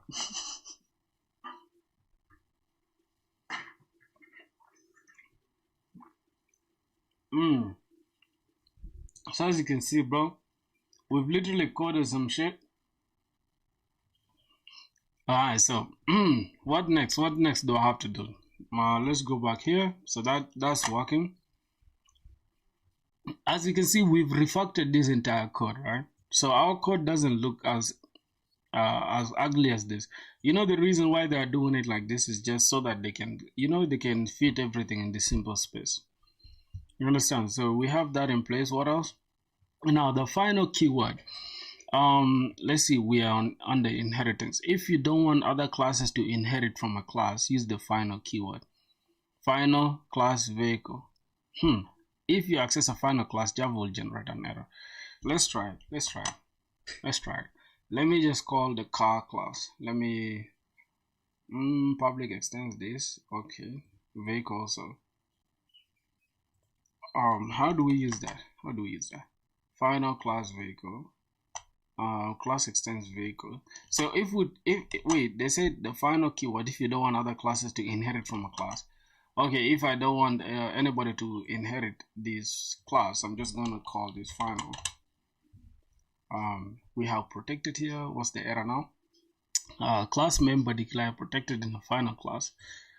Wait a minute. What? How's that a problem? Oh, so now we cannot access this. Cannot inherit from a final class vehicle. Very interesting. Very interesting. I like that, bro. I like that. As you can see, one simple thing we did here has affected the entire code base. Alright, so that is cool. What else do we need to know about? Class extends that. Okay, that's okay. I think we're good to go now. We can go ahead and learn polymorphism now. I don't know if we're good to go to polymorphism, but I feel like we've done enough in extending classes and all that. So I think we're good. We have some ideas inside this. So what I'm going to do now, right? I'm going to go to ChatGPT and I'm going to say, hey, let me just record this. Allow. Okay, so I just learned object-oriented programming. I learned objects, I learned classes, I learned inheritance, and I learned encapsulation. So given inheritance and encapsulation, could you give me a simple project, a very, very simple project that utilizes those two object-oriented paradigms that I just told you? It should be a very simple project that I can finish in like 30 minutes or maybe 20 minutes, something like that. But it should be a project that will test my knowledge on those two paradigms that I gave you, encapsulation and inheritance. All right, so that should be okay. So we're just gonna go ahead and get this idea from ChatGPT, and this is gonna give us a simple project that we're gonna need. All right, so let's see. Perfect timing. You've just sharpened the two swords most people first grab when stepping into the world of OOP: inheritance, reusing or extending behavior, encapsulation, hiding details, controlling access. Okay, let's design a bit-sized project you can finish in an hour. Okay, so the concept is a simple library system. You create a small program that manages different types of library items like book and magazine. Okay. You'll use inheritance to share common features between them and encapsulation to protect their internal data. Okay, now let's see. Core requirements, right? We have a base class. We need a base class.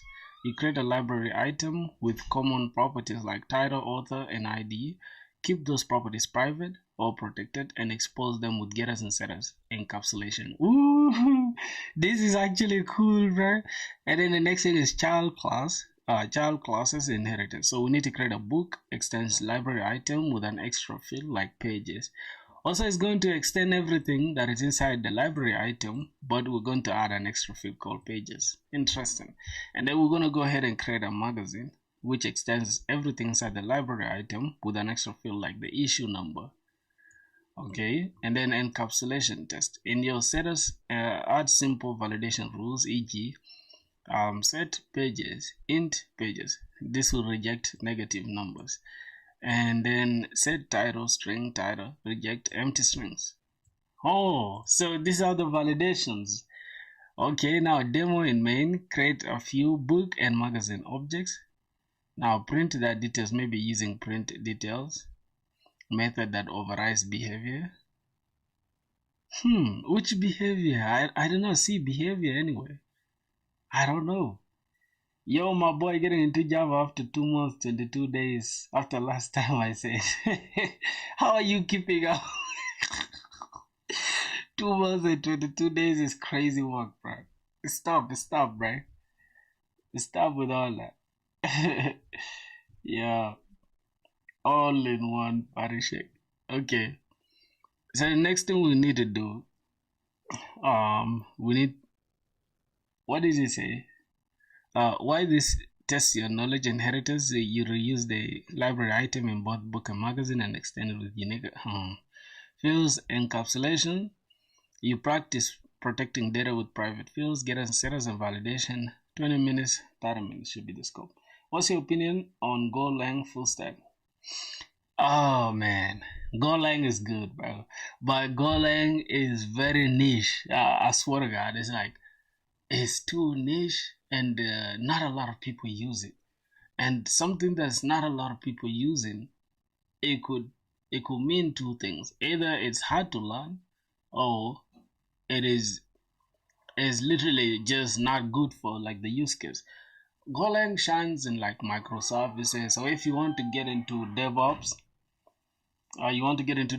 then I recommend you go for Golang. But if you literally want to learn a job, just do Springboot. Springboot or Monstack or Pondstack, but Springboot will make you stand out. So that's my idea for you, my brother. Also, let's go and create a simple library program. So this is going to be a simple library system. So that's what we're going to create in a minute. Alright, let's I think I'll just go ahead and just delete this. Go ahead and delete this car clause or refactor anyway. I'm going to go ahead and delete the main class. I'm just going to clear the main class from all this.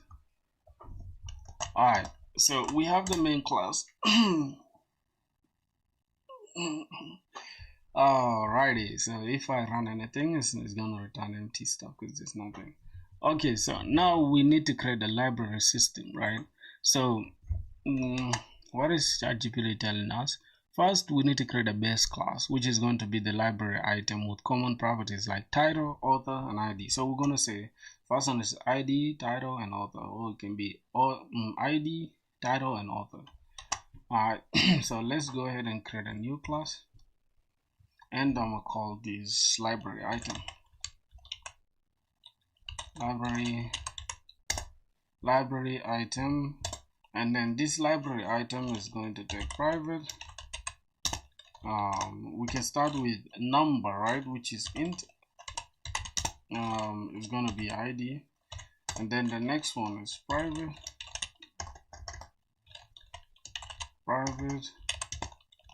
string title, private string author.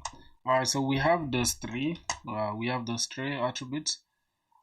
Keep those properties private or protected and expose them with getters and setters encapsulation. So after this, we need to expose these ones with getters and setters. So how are we going to expose them with getters and setters? Do we need like a constructor for it, or we just need to create different getters and setters for all of them? So that means we have to create like 6 fields, right? So let's go ahead and first create a getter for ID, right? ID getter, and then we're just gonna have private. So it could be public since we want to expose that, right? Public, we're just gonna say since we want to get that item, so it's gonna be string. It's going to return a string, and we're gonna call this get ID. right? Get ID. It's gonna take an empty parameter, and we're just gonna go ahead and return this dot ID, right? And is equals to ID. We are returning this dot ID. Wait a minute. What are we returning? Am I kind of confused?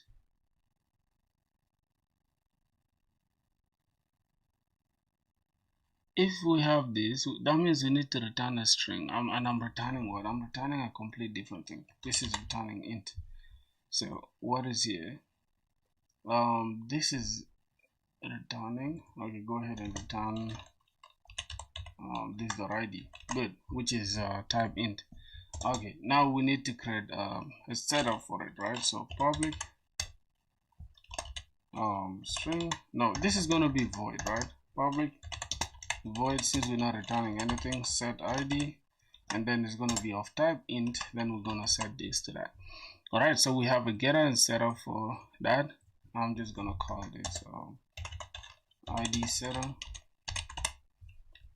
Now we can just take this entire thing, copy it down, and this time I'm just going to change this to like which we have the title next. So I'm going to call this title setter, and this is going to be a string. I mean getter going to be a string, and this is going to be get title, and we're going to return dot title, right? We're going to return title, and then the setter for it is going to be obviously title setter. Here we're just going to return we are setting the string, right? So string title, and this is going to be title. We're going to return this dot title, and it's going to be title. So something like that. Now we have this getter setter for the ID. We have for the string, I mean for the title. We need now the last one, right? Okay, copy that. Boom. So now we have to say this is going to be the author getter. The author getter, this is gonna say get author, get author title dot author, and then this should be set. This is not gonna be set ID anymore. This is gonna be set title. All right, that is clean. So the next thing is get author, and then this should be author getter. This is also gonna be author setter. So we need to set author. The string is gonna be, I mean it's gonna be a string. This is gonna be author, and then this dot author, then this dot author. All right, so we have getters and setters for like the fields that we want to expose, which is interesting. Let's go ahead and remove this for now. All right, let's go to our problem. Class, wait, we have child class inheritance. So oh god, oh shit, my neck hurts, bro. So now we need encapsulation test. In your setters, add simple validation rules. Example, set pages, int pages, reject negative numbers. How are we gonna do that? How are we gonna in our setters, we need to first we need to check. In your setters, add simple validation rules. Example, set pages, int pages, reject negative numbers. So now how are we going to reject negative numbers? How are we going to reject that? Set pages, int pages, reject negative numbers. So let's look for that. How do we reject something? You know, I'm kind of confused. If we go to like I think it's the exceptions, right? We can have a little exception, almost like try catch. Okay, errors and exceptions. Now let me look at what's going on here. Is it what we are really looking for, bro? So here we are supposed to go to polymorphism. No problem. But in as you guys can see from ChatGPT, oh, what's going on? What did I just do? What did I just do? Okay. let me go back here. Let me go back to ChatGPT. Let's see. In your setters, add simple validation rule. So how are we gonna set the validation rule? I'm kind of confused. So do we need a new function, new method called set pages and reject negative numbers? I do not know, but let's go ahead and say inside this, what's that? Set pages in your setters, add validation rules. This is set pages, reject negative numbers, set title. Oh, okay, we are rushing ahead of ourselves, bro. So after exposing this with getters and setters, we need to now create the child classes with inheritance. So we need the book and we need the magazine, right? Let's not rush. Let's not go ahead of ourselves. So now we need to create two classes. The first class is going to be a child class, right? So I'm going to go ahead and call this Java class, and then this is going to be book, right? So book class, and we need to create magazine class. So inside our book extends library item, right? Library item, and also magazine extends library item, so extends library item. So I think now we have that in place. After that, what happens next? After that, with an extra field like pages. So we need pages, and then we need issue number in the magazine. So in the book we need pages, then in the magazine we need an extra field like issue number. All right, so what we are going to do, this is the book. Inside the book we need pages, right? I don't know if this should be public or private or whatever. I have no idea, but let's just call it private. But no, not private. I'm just gonna keep it as public, right? So I'm just gonna have an extra field called string,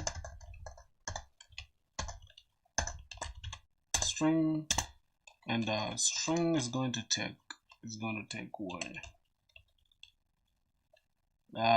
Oh yeah, the book pages, right? Damn, pages, and then that is it. So the next thing is we're just going to use everything that is coming from this library. So let's say library here. So we need a function, we need a constructor. But I think everything is here. We don't need a constructor for this. So what we're gonna do inside this library item, we are going to create book, right? I think this is going to be public. Then we're going to have book. As you can see, it's going to take title, author, string, whatever. I think it's also, we're also going to take an ID for that, right? So in ID, and we're just gonna add the extra stuff here. So we're going to have this is going to be super, and then inside the super we're going to take the title. We're going to take what? We are going to take the author, and we're also just going to start with the ID, right? Why not? So that is it for the super. Then we're gonna say this dot pages. Now another thing we're gonna notice is we have cannot resolve method super in the book, so we need to create a constructor inside the library item, right? So we need to create this constructor, and then we need to expose this. So we're just going to say this dot id is that, this dot title is that, this dot author, so we can use that here. So we have that. What I'm going to do next, I'm just going to copy the same exact thing and then paste it inside the magazine book, the library item. This is going to issue number, and then this is of type int, obviously, which is a number. Then this is going to be magazine. This is going to be this dot, instead of pages we're going to have here int and then issue number. Issue number, so we're going to have this dot issue number is equals to issue number. Alright, so I think this is okay. Yeah, I think everything is okay here, unless there's something I'm doing wrong. But if there's nothing I'm doing wrong, we should be okay. So now in your setters, add simple validation rules, e.g., set pages, int pages, reject negative numbers. Set pages in your setters, add simple validation rules. Set pages, int pages, reject negative numbers. So we're gonna have a method inside our setters, right? We're gonna have a method inside our setter. Let's say public int get ID. What are we actually getting?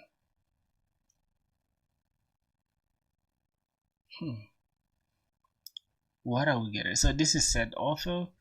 I think it should be inside the magazine because this is where we're going to set the pages. In your settings, add this. Set pages, and we're gonna have a method which is going to reject int pages. It's going to reject negative numbers. And then set title. Oh, so this I do not have anything that is like set pages. I'm kind of confused right now. So we have set author. So inside the book here, we're going to have to create a getter for this book, right? So we're going to have to create a getter for this book. So let me go ahead and create that. So I'm going to have to create pages getter. Alright, so pages getter. Then inside this is where we're going to have, we can have public get pages. It's a string return pages. For some reason it is int. So int, since it's pages, right? So it's numbers actually. Let's go ahead and return. Let's call this int as well. These pages, everything should be okay. This is return int. We're returning an integer, so everything should be okay. So inside this is a getter for this. Now we need to set these pages. Right, so we're going to change this to pages 0.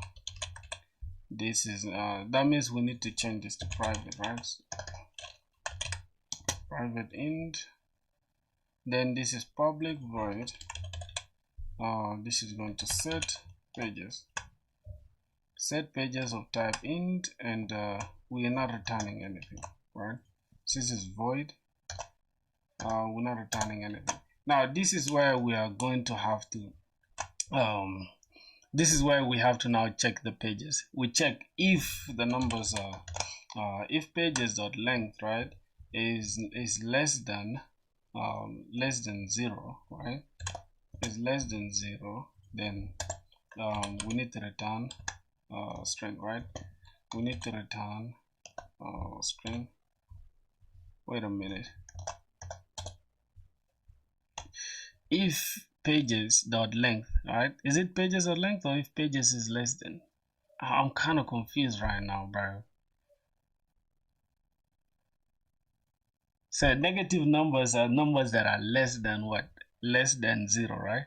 So if pages less than 0, then what did they say? Set pages int reject negative numbers. So how do we reject negative numbers? How do we reject? How do we reject a negative number? So I'm just gonna take this part, right? And I'm going to open. Let me just close this lead code for now. I'll go back and do them afterwards. So here, I'm going to open grok.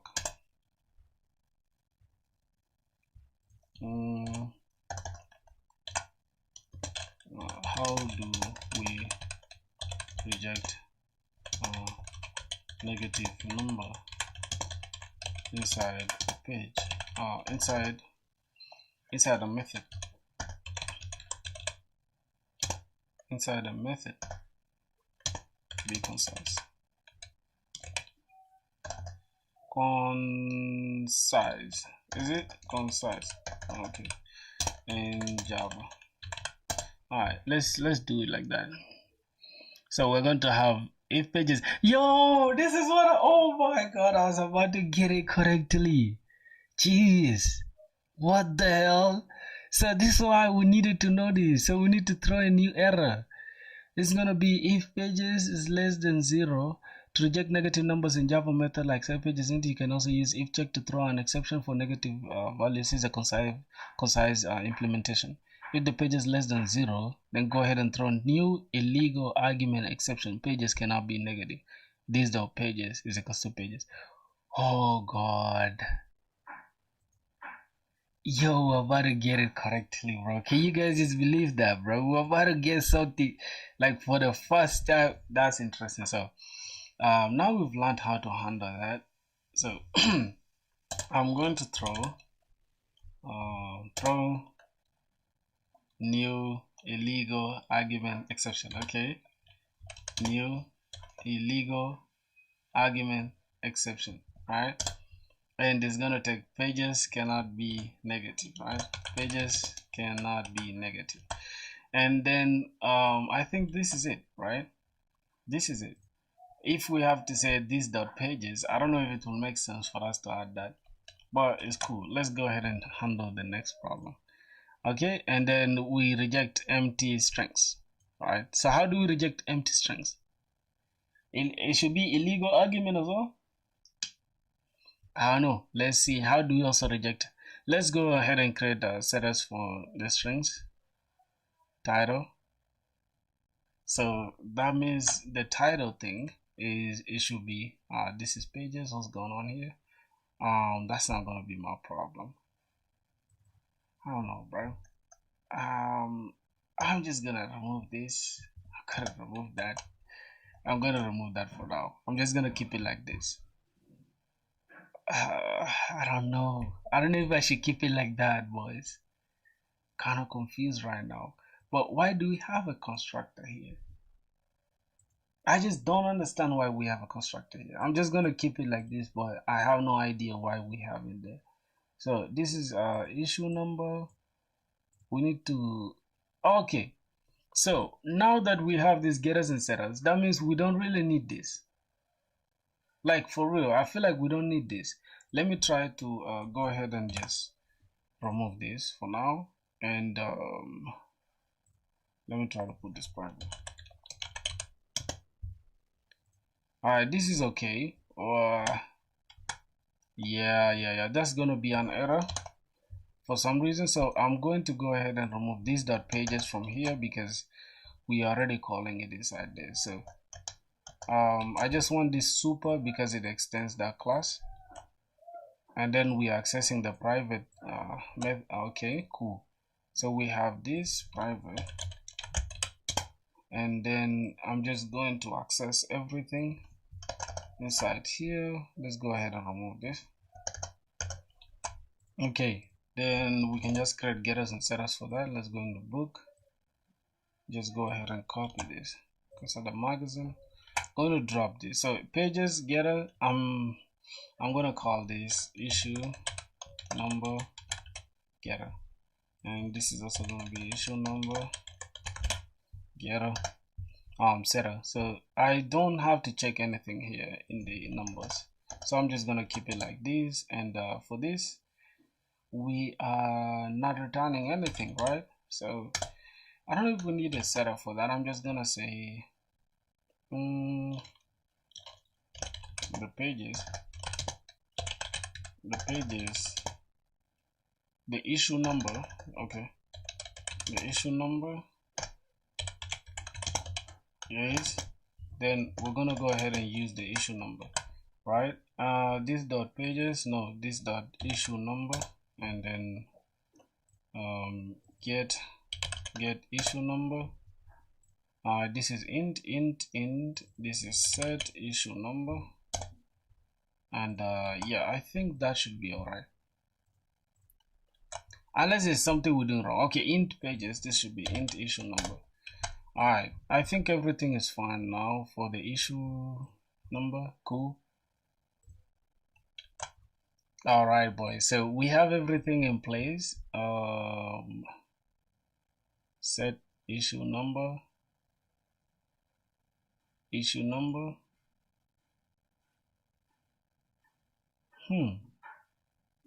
What I'm gonna do, I'm just gonna call this dot issue number. Alright, so we can get the actual value. Well, that should be alright. So we need get title string. So how do we reject empty string? Get title string, that means it's inside the library item here. For the title, what is it? For the title here, we don't need I think it should be inside the setter, not in the getter. Okay, so for this we're going to say this getter returns this, and then this dot title is equal to title. So how do we go ahead and throw an exception for the strings, right? So I feel like for the string, it should be because here we're checking for the pages, right? Let me see. Set pages int reject negative numbers, and for this one we're going to say title cannot be an empty string. So how do we throw for an empty string? So I'm just going to go ahead and grab this, and let's test this as well. Okay, for this as well. Alright, let's see. To reject empty strings in Java, methods like get strings, you can check for null or empty strings and throw an exception. Here's a concise implementation. So if title is equals to null, or the title is empty, which is this is a method is empty, then throw an illegal argument exception. Title cannot be null or empty. Wow. So yeah.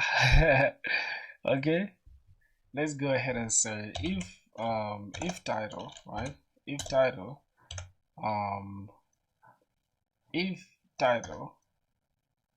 is equals to null, if title is equals to null, or title is empty, which is the method is empty, then we need to throw new illegal argument exception, and we're going to say title cannot be null or empty. So we're going to say title cannot be null or empty. Okay, boys, look at how we built a whole project. Look at how we built a whole project, bro. Like without tutorials or anything. This is crazy work. Pages cannot be negative. Alright, that is cool. Those are the exceptions we're throwing. And the next thing we're gonna do, let's go ahead and see create a new now inside demo, inside the main function. How do we now test this in the main function? Alright, so how do we test this in the main function? We need to go ahead and create a few book and magazine objects. So let's go ahead and create a book and magazine objects. So here we need to create book. Book is equals to new book. Alright, that is for the book, and the magazine as well. This is gonna be the magazine one. So this is gonna be magazine.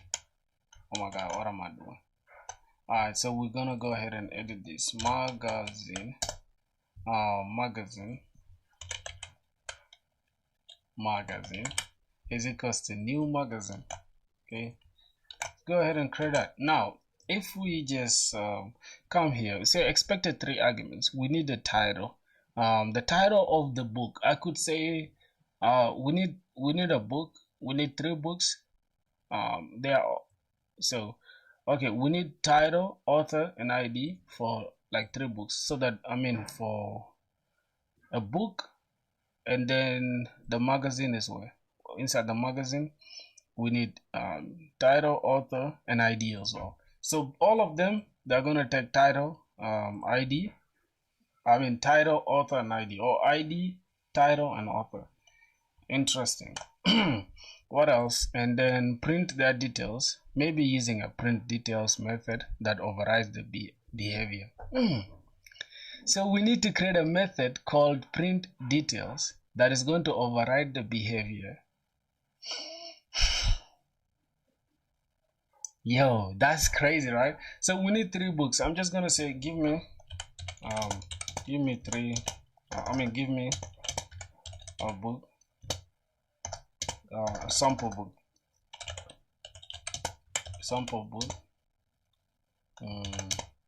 ID as a number, right? ID int, and we're gonna give a title as a string, and author as a string as well. All right, let me get a concise answer, bro, real quick. Here's a oh Jesus Christ, look at bro, this is not what I'm talking about, dog. Like God, this stuff is so annoying, right?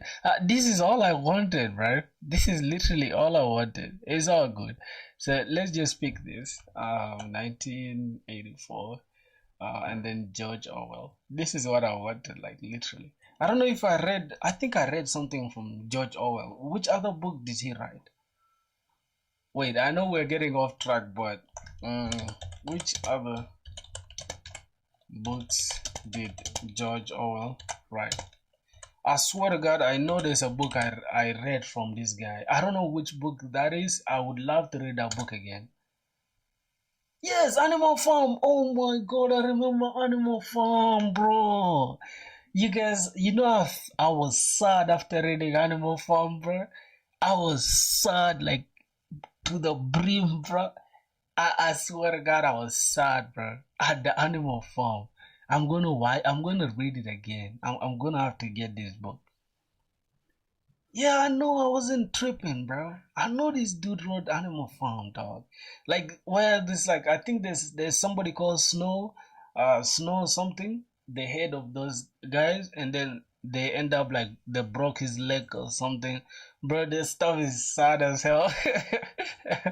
Okay, let's go in the book. ID is a number, so we're just gonna give it 1. Oh, the first one is a title, so I'm gonna I don't know, the title, I can just call it Animal Farm, right? Animal Farm. Then the next one, it should be 1, which is the author. The author obviously is George Orwell. I know I wasn't tripping, bro. Alright, so the ID is 1. Cool. So we have that. And then the next thing is the magazine is going to take the same exact thing. I don't know, the magazine. Wait, a magazine also needs a title? I'm just gonna give it anything, bro. I'm gonna give it as Emma. Magazine is Emma Mag, something like that. So we can just test it, right?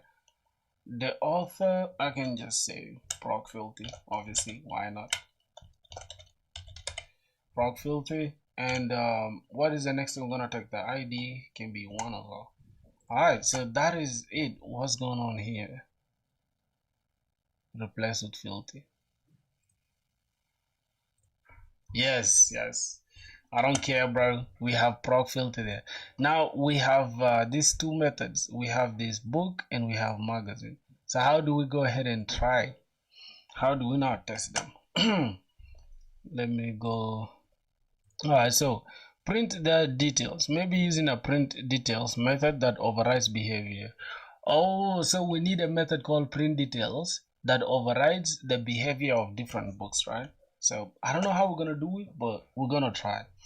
Why this test your knowledge, inheritance, or whatever? I think that is it. Try setting invalid data and show that encapsulation protects the the object. I don't know. So we're gonna need print details method that we're going to build inside the library item. I'm gonna go ahead and just here I'm gonna have a void. I think I should just say public void, and then this is going to be the print details, right? Let me just use the snake case or camel case rather. Print details, that is going to do this, and we're going to just go ahead and print these details.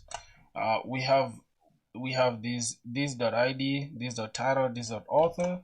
Now we are just going to go ahead and override this exact thing, this print details method, inside the book. So here, I'm just gonna go ahead and say we need to override. What are we overriding? We are overriding the what? Public. We are overriding the what? The print details method. Okay.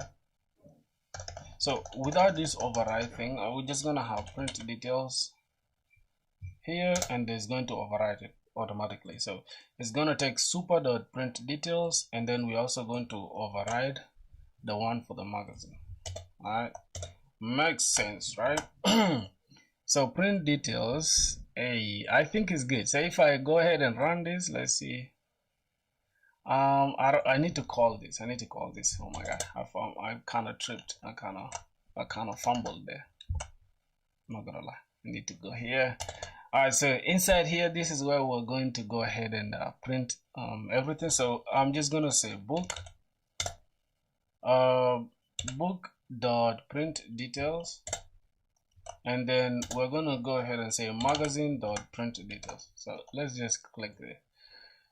Boom! Oh my god, bro, look at that. Would you guys look at that?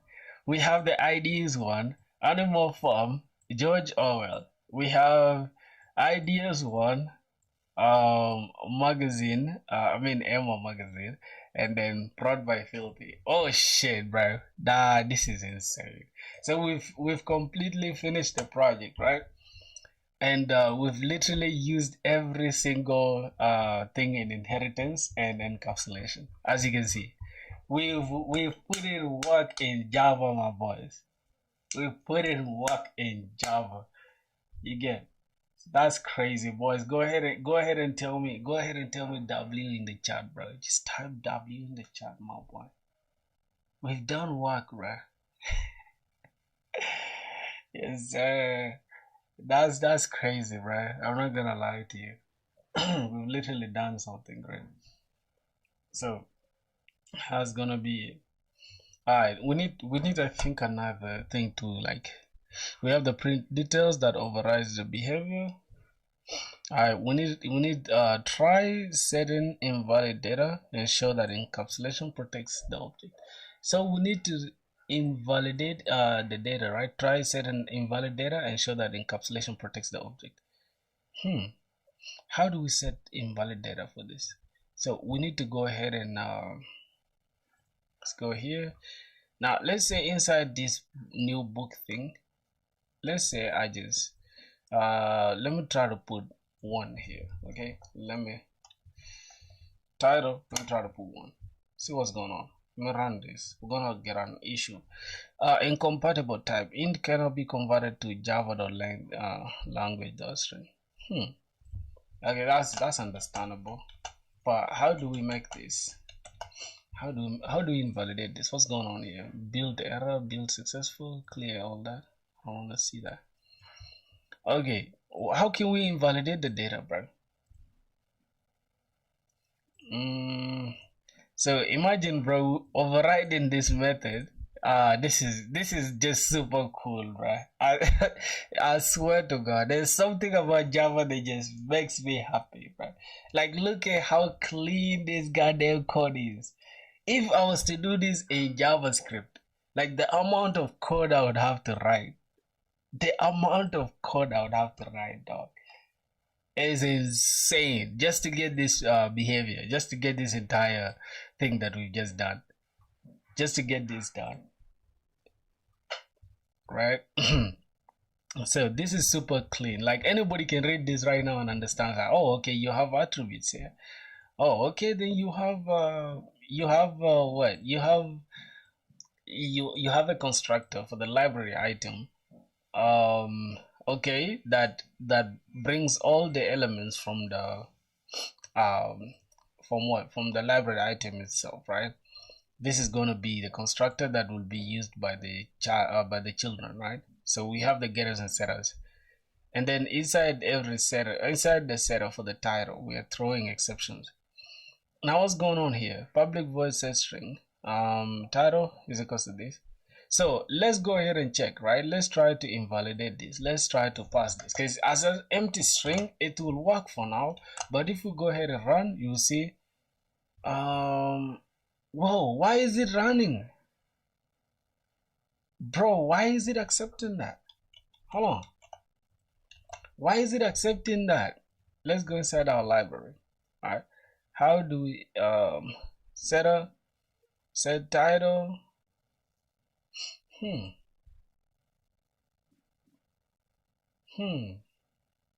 So since we are using getters and setters, I suppose we don't have to pass them like this, right? Because what's the point? Like, can somebody tell me why we have these getters and setters if we are just going to use these ones regardless, right? So I don't know how we can do that. All right, let me try to set the title, right? Let me try to set the title since we are setting everything with the getters and setters. So let's say book dot set. So book dot set, we need the title is gonna take animal form. All right, then book dot set author, we're going to set the author to George Orwell, and then book dot set ID.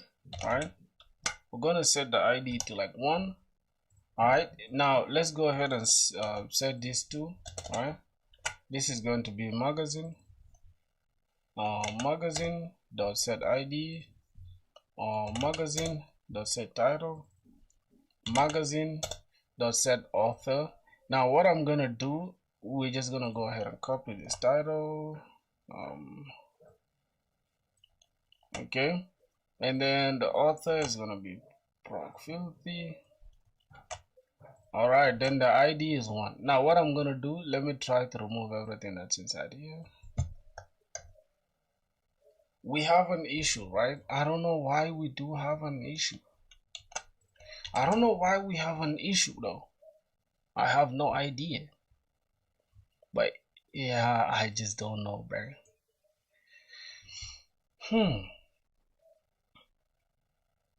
Alright, so what I'm gonna do, I'm just gonna copy this, and I'm gonna go to I'm gonna go here, say okay, let's say we wanna say set okay, can you explain why we still use can you explain why we still use why we still need to provide, can you why we still need to provide attributes inside the book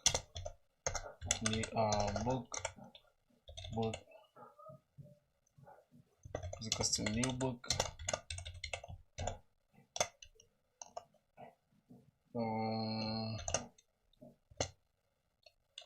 and magazine. Okay, since we have this as our, okay, let me drop this because I want to first make sure everything is correct, right? This is copy, making sure, oh my god, okay, let's go now to the magazine, copy, oh my god, copy this entire thing, and then bam. All right, let's see why we have that. Let me explain why you're providing attributes both in the constructor and this in your code, and why this might be redundant. I'll also point out issues in your code and suggest improvements or clarify incorrectness. Okay, so constructor initialization. The book constructor calls the library constructor super ID, this which sets the ID. This is an author inherited from the library. So when you create new book, the fields are already initialized with these values. Redundant setter caller. After the constructor, you call set ID. Okay, so this is what's going on. Now, which one is the redundant thing here? After the constructor, you call set ID, this and that. These calls are redundant because the fields were already set to the same values by the constructor. Makes sense. Yeah, I just added these ones, right? Just to be um just to be sure that I was wrong in that. These calls are redundant because the fields are already set to the values by the constructor. The repetition doesn't change the state of the book object, but adds unnecessary code. Why this happens? The redundancy likely seems from either a misunderstanding that the constructor already says this fields. One of the demonstrator tests this set of methods, not realizing the constructor's job is to initialize the object fully, making subsequent setter calls unnecessary unless you want to change the values. Oh yeah, makes sense. If I want to change the values, then I can just change them all at once. Alright, now issues in your code. Before suggesting improvements, let's address some issues in your code. Validation in setters. The book.setPages method has a validation check. If pages less than 0, but it doesn't actually set the pages field. This means calling pages has no effect on the pages. Set pages has no effect on the pages field, even for valid inputs. Let's go back. Yes. Now we can see improvements, right? After setting this we need to go to the books, pages. Then we need to set this dot pages is equals to pages. All right.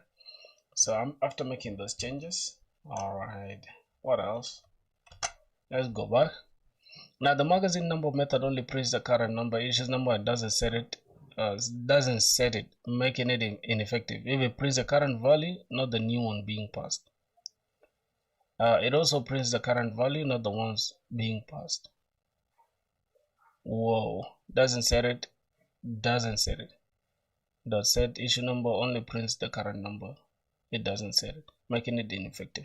Lack of validation in library item constructor. The library item constructor directly assigns ID, setter, and this without validation, unlike the setters which check for the null or empty string. This allows invalid data, e.g. null or empty title, to bypass validation when using the constructor. Inconsistent validation. The set ID method in library doesn't validate for negative ID values, unlike book.pages which checks for the negative pages. This is inconsistent. Why the set method in library item doesn't validate for negative ID values, unlike this? Okay, I don't understand what it's trying to say there, but it's cool. Magazines print details output. Calls out the super, but doesn't include the issue number in the output, which might be expected since it's a unique attribute. Now, suggested improvements. To avoid redundancy and fix the code, fix the issues, here's how you can improve the code. Remove redundant setter calls, since the constructor already says this. Remove the redundant setter calls in main. I need to remove the redundant setter calls since the constructor already says the ID, title, and author. So inside here we have a redundant stuff, right? We have a constructor that says the ID, title, and author. So we need to remove these redundant setters, the one that we are not using, right?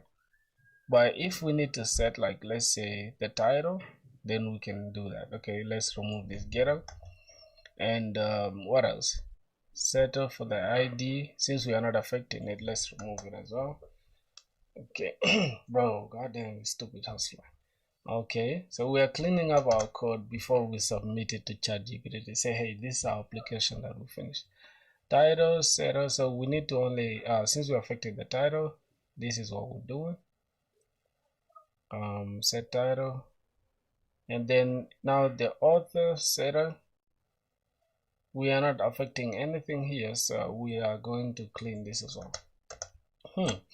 So we are just going to have this, but for some reason, what's going on here? I don't know if that is okay. I'm not feeling good at this. Okay, let's go ahead and see. This is going to be the correct code. This is a public library. Let's see. All right, and then we need to fix the setter validation book.set pages to actually set the pages field, and then we need to update magazine.issue to set the fields and if needed. So add validation constructor, move validation logic to the library item constructor to ensure consistency with setters. So how we're going to do that? This is our main field. So we're going to have private ID string author. All right, so this is actually going to be inside now, right? If we have ID is less than this, throw ID cannot be a negative. Title, then throw this, and then if this, then an empty, and then go ahead and set these ones. Then we're going to have public ID get ID, and then this. All right, I think everything was okay except what we just did, right? Yeah, I think everything was okay. So what we're gonna do, I'm just gonna go ahead and copy this entire thing because I don't want to write it again from scratch. Just gonna copy this and then go inside this book thing. Just drop this here. Wait, do we have a problem? Oh, we need to go inside the library item rather. Drop this. All right, so the library item is looking cool. So yep, what's going on here? Cannot be null or empty. But isn't this what we have here though? If ID is less, and then if this is that, and public get ID, set ID, this is ID. I'm kind of confused though, boys. Are we not repeating ourselves here? I don't know. I feel like AI is repeating itself. I'm just saying, but it's cool. Let's see the book extends library item. So this is going to be our book. Let's go ahead and do that. So we need to go and say book extends this. Okay. So what changes did it do? It just set this, because from what I can see is just super.disprint details, and then you have to print out the actual pages because you have to add the pages there. Fix actually set the pages field, so it just set the pages field. Pages cannot be negative. Oh, so everything is actually inside this. Now I understand. Most of the things are inside the library item, and then the ones that are extending, you just extend only the super class, right? Yeah, you don't have to do everything again here, like setters and getting pages and all that stuff. We just do it like this. So this is just going to take everything, including the ID, author, title, good. Then get pages, return pages, public void set pages. Then all right, boys. You see that? You see what we're learning, boys? Let's go. Take this, copy that. Let's go ahead and just gonna go inside the magazine. This time I'm just gonna drop this. Good. So we have this, right? Even the exception checking and all that. Good. So our code is looking clean, right? So we need to just change this main class. So let's go up and get the main class. Yeah, it's always good to have like your main class as clean as possible. Like you don't have to like all right, so now set pages for the book, and then we need to set pages for the issue number. We need to set the issue number, and then we print the book and all that. Let's go ahead and run it. Good. So as you can see, we have ID, we have the normal one, which is animal, George Orwell, and pages is 200. And then Emma, this, and the issue number is 42. Good. So I'm going to give this like a, let's give this like a goddamn string. See what's gonna happen. Let's try to run this. We're gonna get an error. Cannot be converted to this. So let's go ahead and use 200. Now, what else do I have to do? I think that is it. This is, I'm not gonna use these comments. Boys, so I think we are done with the program though, right? I think we're done with the application. I don't know, bro. You know, we did 90% of the work actually. Just Grok helped us to like at least clarify like our problem. so that we can understand how everything is working. So that being said, I think that should be it. I don't know. What do you guys think, bro? We are done with the encapsulation. So I need to go here for a minute. This is okay. Everything is cool. Yeah, this is okay. So we need to go to like this, and what I'm gonna do, I'm gonna send this to ChatGPT to say, hey, this is what I've come up with. Okay. So this is now my work. So mark it and tell me out of I don't know how many, but hey sir. Okay, I'm just gonna say, hey, yeah. Okay, so I'm actually done with the application. I'm gonna send you the entire application, and then you can mark me, I think, out of 20, and then see how many I got, like out of 20. So, and yeah, that's gonna be it. Bro, you guys see how I talk to ChatGPT like a human being, bro? So crazy. All right, let's go ahead and just throw this. That's the main class. For the main. All right, we don't even have to write for the main. I think ChatGPT understands what's going on. This is a library item. We're just gonna say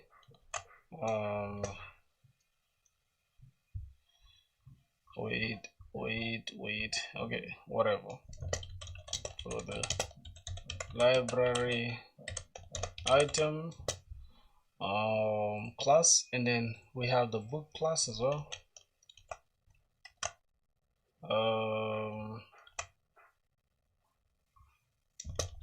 For the book class,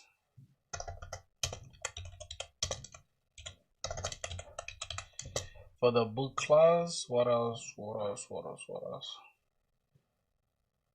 Alright, then this is gonna be for the magazine.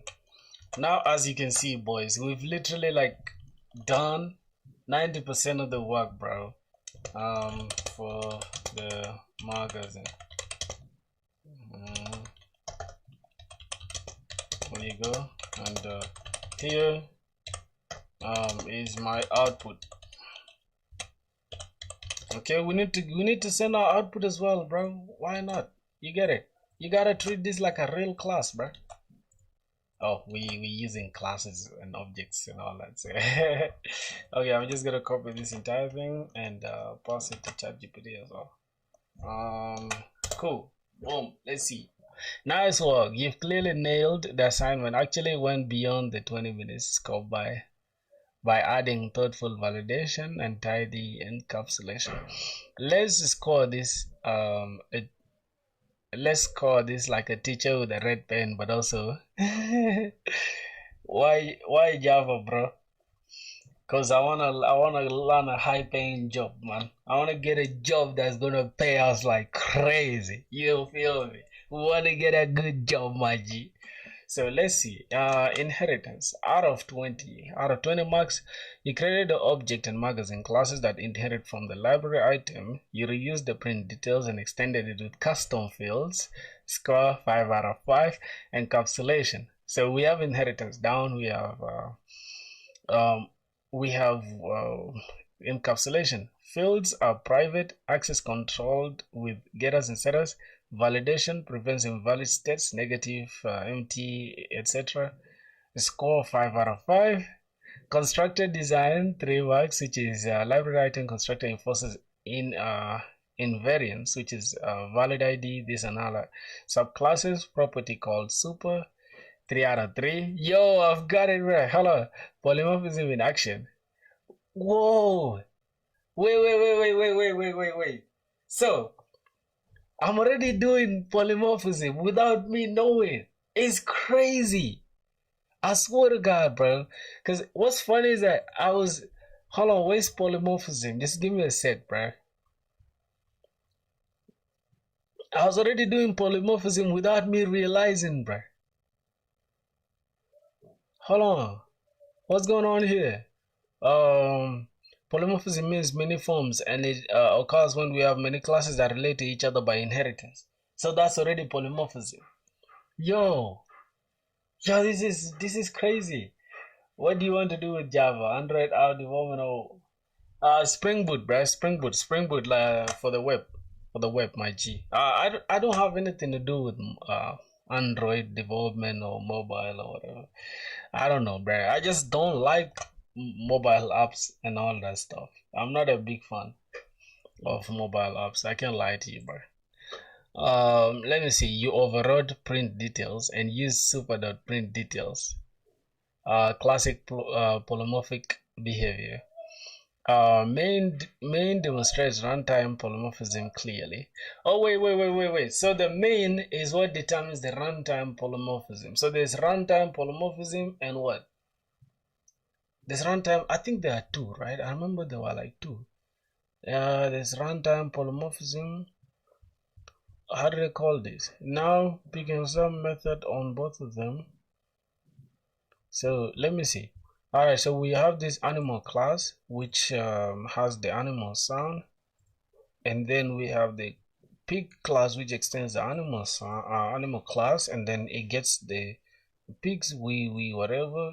It takes the animal sound, and then it prints this. Okay, then the class dog. All right.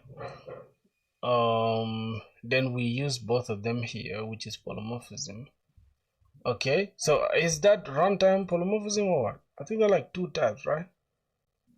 Let me just ask this real quick. Types of polymorphism. Okay. Let me see. Types of polymorphism, whatever. Why does it just give us insane stuff? Oh, there's compile time polymorphism, which is static polymorphism, and then there's runtime polymorphism. Dynamic. Okay, there's static and dynamic. So runtime and compile time.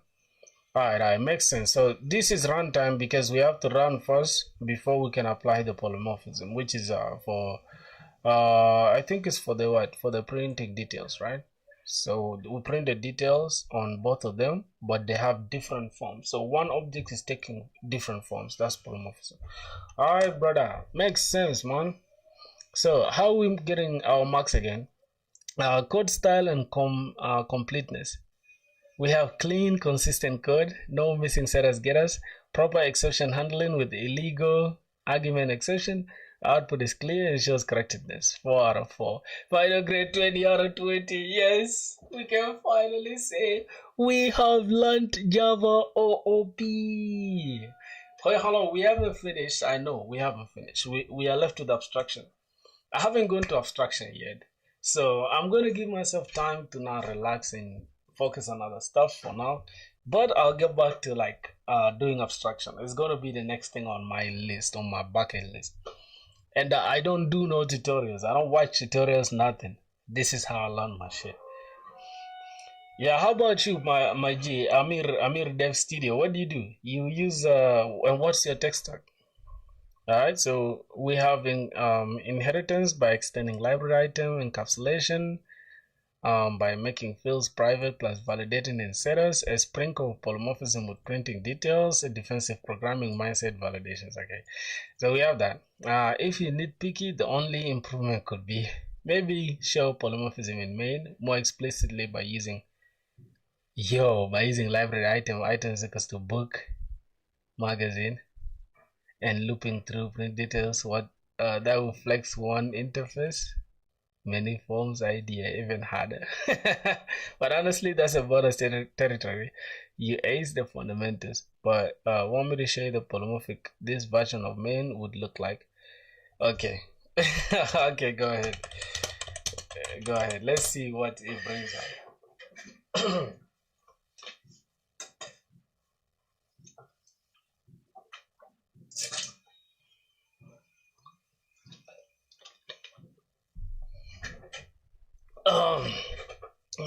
Alright, let's flex polymorphism and turn your neat demo into a 21 out of 20 showcase. Right now, in your main, you're calling book.print details and book.print or magazine.print details directly. That works, but it doesn't show the real power of inheritance plus polymorphism. Treating both subclasses as their parent type and letting Java figure out which print details to run. Here's the updated value. So we have library item book, and then we have this. library item magazine, then that use setters from the subclasses, need casting or direct references. If book is an instance of book, then book that set pages to 200. If magazine is an instance of magazine, then magazine that set pages to this. Polymorphism in action. So we're gonna have polymorphism in action, same method called different behavior. So library items is equals to book magazine. So for item in library item of type items, no, hold on. Something a little bit confusing. Library item array of type items, it should give us book and magazine, right? This is the array. This array of book and magazine. So we need to loop through this with a for each method, which is for, which is like the improved for, I think. So it's gonna we're gonna loop through this library item, and then the library item is gonna take the item, which is item, inside this, right? So for item of items, then item dot print detail, and then print out. This are stored in a type of array. I'm also embedded your embedded software and cross-platform app development with React Native. I did those concepts in my 4th semester in college, but due to lack of application, I forgot them. Bro, speaking of fourth semester in college, I have 4th semester is like 2nd year, right? Yeah, that's correct. Me too, I did it in my 2nd year.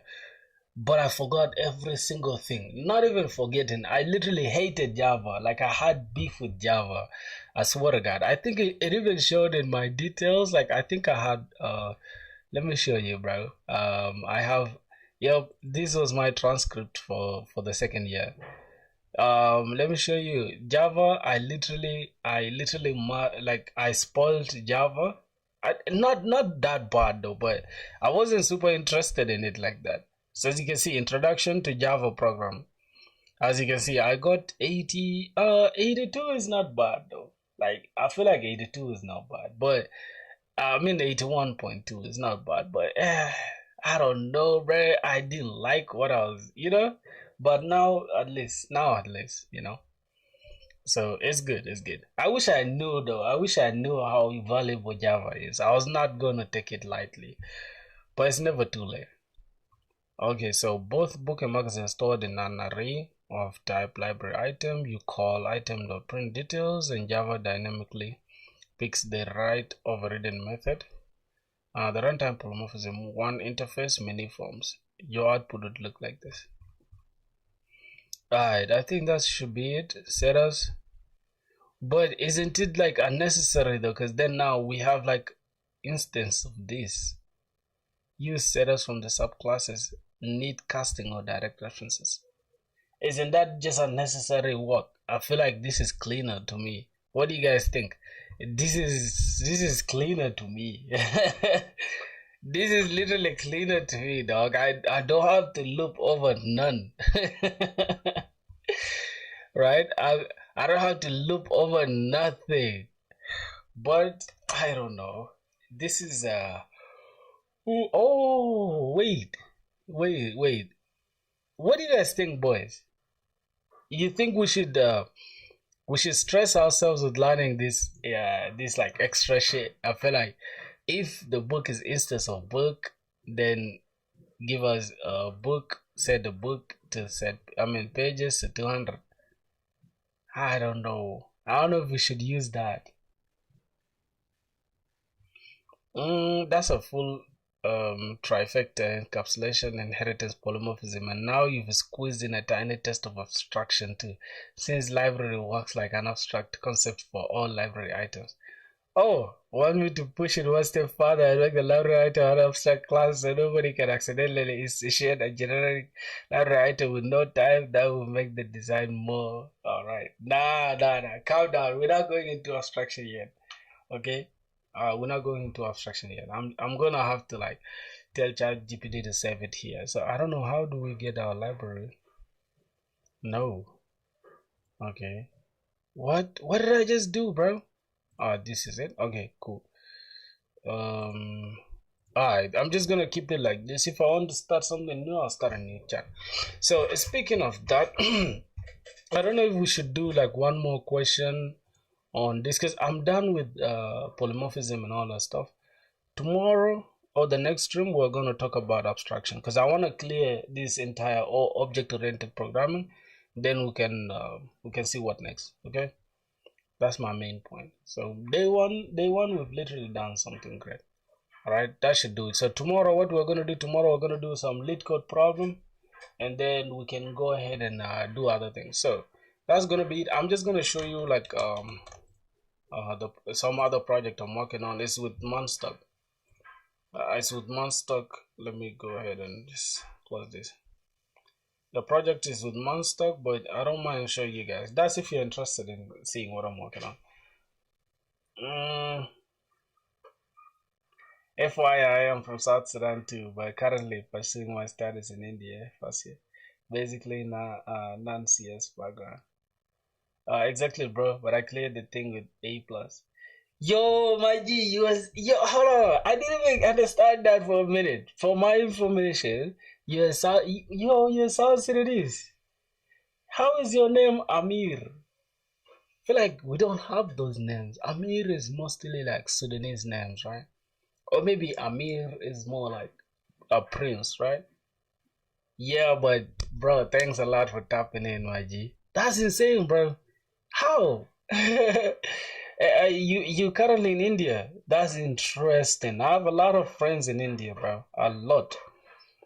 You working with C and C++ and sometimes assembly for hardware controls and JS for app development. I'm into embedded software and cross-platform app development with React Native. Nah, bro, goddamn, you literally like you consuming a lot, man. Damn, embedded system, bro, is hard, bro. I ran away from it, bro. I literally I was in Egypt. I was studying that, but I couldn't stand it. So I just came to Rwanda. I'm currently in Rwanda right now. All right, so let me just go ahead and show you the project I'm working with in JS. Alright, CD backend.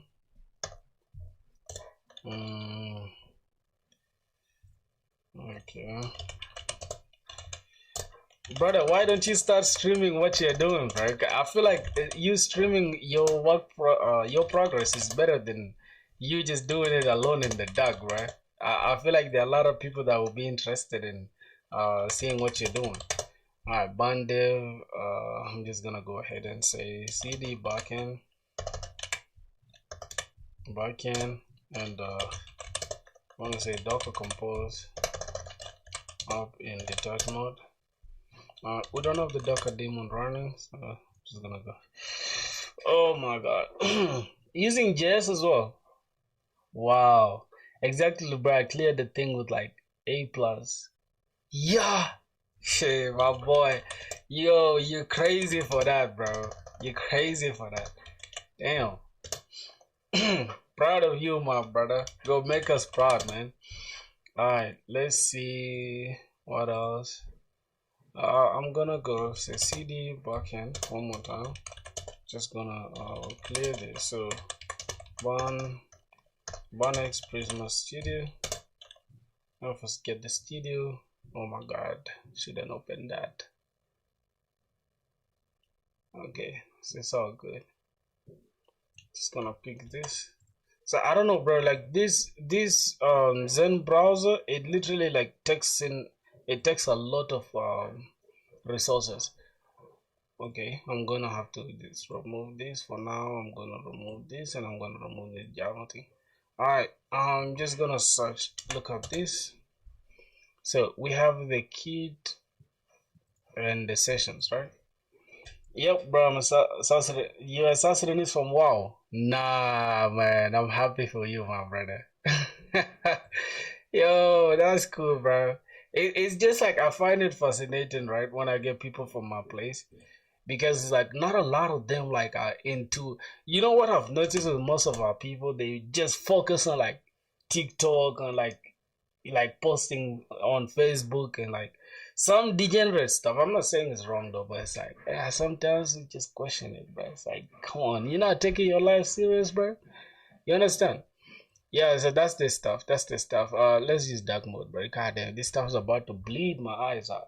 So I'm also a music producer, though. I make music, and all that stuff you get. I'm a music producer. I've been making beats for like 15. No, oh my god, what did I just say? 15? For like 5 years, because I think since 2020, since 2019, going to 6 years now, since 2019. So yeah, I've been making beats, and I was thinking, of recent, I was sent something. Let me show you. Let me show you the email that I got. Right, I got some crazy email that just made me disappointed. So I had to just let me say Gmail. Let me show you some email that just pissed me off, dog. What's going on here? Okay, this should message me. Whatever. Let me just go to this. Okay, I can show you, bro. Look, I got this stuff. It's like, yo, I was using this application called BeatStars. Hey, man, you have a pending about $20 to pay. I'm like, yo, what the hell? I've been using this application to sell my beats, but the point is, whether you make sales or not, whether you sell a beat or not, right? You're still gonna pay them, which is like very inefficient to me. I feel like I shouldn't pay if I'm not making sales, right? I don't know if that makes sense. Cause here's how beat stuff works, right? Here's how beat stuff works. So let me just open YouTube for a sec. So this is let me just go. Let me go to like one of my channels. I have a lot of channels, bro. Let me go to like the one here with 510. Let me show you what's going on. Actually, I stopped uploading on this channel. There was a time when we were going crazy. Look, I didn't upload for like, I think 90 days. Yeah, I didn't upload for 90 days straight. But if you look at this lifetime, we've been going insane with this channel, right?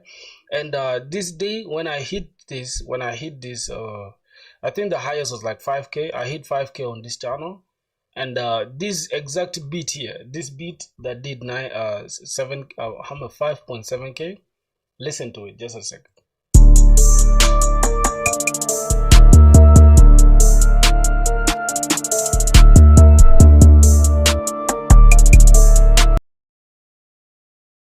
A lot of people liked that beat. 5,000 something people like that beat. So if you click on YouTube, right, you see under the beat here there is a link, which is a BeatStars. This is a shortened link, right? It takes you to an application called BeatStars. That is the application I've been using to sell my beats, right? Let me show you. Yeah, this is the application called BeatStars. And what's funny with this application, there's nothing wrong with it. It's well built and all that stuff, but bro, imagine paying $20 and I'm selling my beats for $30, which is like very inefficient if you think about it. And if you don't make sales, that means you're screwed and it's on you. So I'm like, all right, bro. Rather than just dealing with that crazy stuff, only thing the BeatStars is doing is just hosting my stuff on AWS, and then they call in it whenever I make a sale. They just take whatever they hosted on AWS, that is just my beat, and they send it via an email to the artist. It's like, hey, this is the beat you bought via the email. So there is nothing spectacular that they're doing. So I'm like, all right, bro, I might as well just create my own stuff. So that's what gave birth to this application that I'm building currently. I'm building it with Punstock, Pun or Munstock, whatever you call it. And you can select various variants of the beat. Let's say you want a beat that is like the MP3 file only. It costs $29, which is $30. Obviously, I sell my beats at that price. And for the premium, that is if you want the WAV file plus the MP3 file, then you gotta pay. The premium, it goes with like unlimited licenses. Then you can take it at like $100. Then for the exclusive rights, that's if an artist is signed to a label and they want the exclusive rights on the beat. You can sell it at any price, really. This one, you can say like, let them hit you direct on the email, then you guys can negotiate, or you can just set it exclusively. Like for me, I've just set it at like $500, but most times artists can pay you $1,000, $5,000. It depends. So I've put it on $500. Now after this, you just click add, and then exclusive beat has been added to your cart. And if you click your cart, you can see, hey, this is the exclusive bidder. Oh, there's some issue here with the UI. Don't worry about all that. I'll fix that low bug. But other than that, is nothing really spectacular. After that, you just click checkout and that's it. Now, when we go to the drum, once we go to like the drum and loops, this is where I am selling these ones direct to producers. Not these beats, they go to artists. And then drum loops and drum kits, they go direct to producers. So this is what I'm working on for the producers. I'm going to add more. And what's fun is that right now I haven't really gone crazy on like the entire thing. Let me just come here. Now let's say in the post here, I just create another kit, right? I'm just sending this exact stuff, right? Did you do the SEO for the website? No, not yet. So let me wait, what am I having? What did I just do? Okay, it's here. If I go ahead and refresh this right now, where's the refresh it? Okay, if I refresh this, it will bring this other stuff. Now the reason why is because I have it where I'm calling this on the front end, where I'm calling my API. Let me go to the front end, inside this kits, and then inside the kit card. We'll go ahead and just open this. Why is it not opening? All right, so this was happening. I'm caching with no store. That means don't store this in the cache. Okay, just let me just after the refresh, that's when you can access the new data. Almost like Amazon, like when they how do they call it, when the actual sellers list a new product, you don't get to see the actual new product until you refresh. Like let's say you're inside the cart, you cannot just see like a new product has popped up. Okay, but when you refresh, then you get a new product. Now let me send another one. 1 2 3 4 5 6. Okay, let's say we've created six new products. So if I come here and I refresh this, I'll get 6 new products. So for now, everything is working well, even authentication. If I go to login, I'm using BetterAuth for the authentication, signed in with Google, redirect. Let me just choose this. You get access to that, and let me sign in. As you can see, I have everything here. You can log out, then you can access the dashboard. And this is how the dashboard looks like for now, right? The dashboard is actually, this is the default ChatCN thing that I have. With time, right, as we keep going, I'll just adjust everything here. It's not a big deal at all, but this entire layout looks super good. Now the upload section is what I need to like keep working on, right, for you to upload a new stuff. Right now we're just uploading direct from Postman. Later I want to just make this upload thing functional. Yeah, I would like to make this upload thing functional, where the images that we select, the images and the actual beats itself, right? I think I have one beat here that music, I have beats, and then fire on fire. I really like this beat, right? So these actual beats, and then what else? Let's say we want to select another beat. Let's say we want to also select hearing sounds. Maximum, okay, this is just whatever. But after this, we shall have like a form to fill, right? Which is the form is going to contain well, I think I need to open this 3000 in another page. All right, let me open localhost 3000 in another page. So here we are going to later have this like the form to fill the title, the price, the description, and that is it. After that, we can just click upload. Then the images and the audio, they can go direct to S3 buckets. If you're not exposed to the practical side, it needs personal grind, working with microcontrollers, sensors, circuits, design. And speaking of that, I was doing electrical engineering in Egypt, bro. The circuits and all this stuff, I used to hate these things. The circuit diagrams, the what, like the, how do I call it? The AND gate, the OR gate, the what, like, bro, I used to hate these things so bad. That's why I switched to computer science. But man, it's cool if you're going that route. It's super cool, bro. Let's make our country great, bro. All right, so after that, we can just upload, and that's it. So I'm going to later just finish this entire project, but everything looks good for now. Now let's say I'm inside the dashboard, and then let me try to log out. I'll get kicked out. And if I'm not logged in, I cannot access the dashboard. You can see unauthorized, please log in. Unauthorized, please log in. So I cannot check the dashboard if I'm not logged in. And next time I'm going to add, like, you need to be logged in as an admin in order to access that. But I don't want to make it as complex now. And the next thing I'm going to do, I'm going to later just either implement full full text search using Postgres, right? Using Postgres, because right now I'm using Postgres, obviously. But I haven't implemented full text search. I'm going to implement it there later. Like if I just type mask, then it will only, filter by that stuff. Then I can also filter. I can also just add something like pagination here, where we're just going to only require like this page, and then you have to refresh the new page to access new data. That is going to be with time, but for now I think everything looks good. Everything looks good for now. So that is really it. I'm gonna go ahead and close down that application. If I refresh this, you'll see we have all the data that we added. So I'm just gonna go ahead and select everything except one, and then just delete them. If I come back here, just say localhost, we should be able, if I go inside here, we shall have only one. All right, so that is that application that I'm working on. Just gonna go ahead and kill that for now. All right. Docker compose. I'm just gonna bring this down. That is basically it, my brothers. As well, we connect with developers or tech enthusiasts. I recently started this channel and I'm now working on it to help improve my communication skills and express my thoughts. Speaking of that, I think I gotta follow your channel. Hold on, just give me a sec. I like to support my people, especially the ones who are like interested in developing themselves, bro.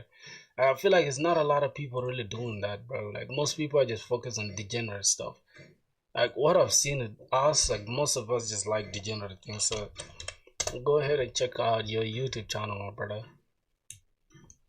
Oh, we connect with developers and tech enthusiasts.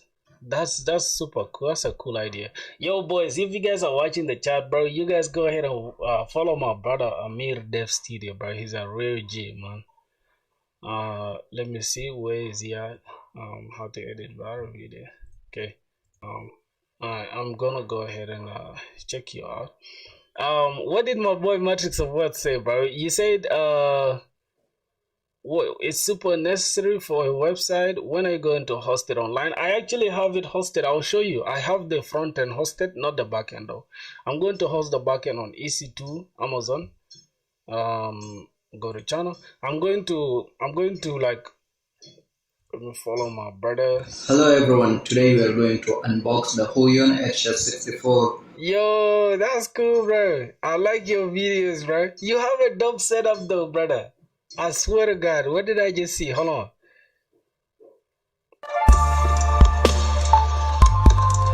Yo, my brother knows Firebase, he knows Python, he knows JavaScript. Hey guys, welcome back to another video. And in the last video, what is the one where you had the setup? What is it? What is the one where you had the setup? Is it like, okay, this is the setup, I can see it here. Give it a test and see the response of the assistant and the devices. Yo. Oh, this is what am I seeing here? This is Python, right? We have try if command is turn on white light, then you get this. Bro, why does Python just look like English, bro? Yeah, there's no worries at all. There's no worries, my G. You deserve it, man. Keep going, my G. Python just looks like English. I like your setup, bro. Hold on, where is it? Where is it here? This is your stuff. Yeah. Yep. Let me first see. The white light. Oh, you're controlling that with the Python code. This is actually unique, bro. I like that. Oh no, hold on. Turning on white light. Yo. Hello, you are even like talking about it, right? Which is that? What is that speaking like? What's that voice? I literally heard something like turning down the. Ooh, this setup is fire. No, bro. Wait, how much did you buy this screen at? Like, is it like a, how do I call it? Is it? God, I'm not forgetting. I'm kind of forgetting. Is it a 4K monitor?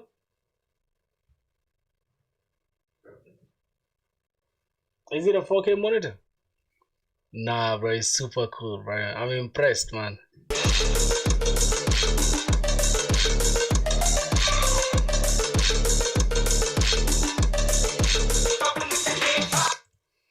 I don't know. I don't know about that, man. I don't know about that. Here, things are expensive as hell in Rwanda, bro.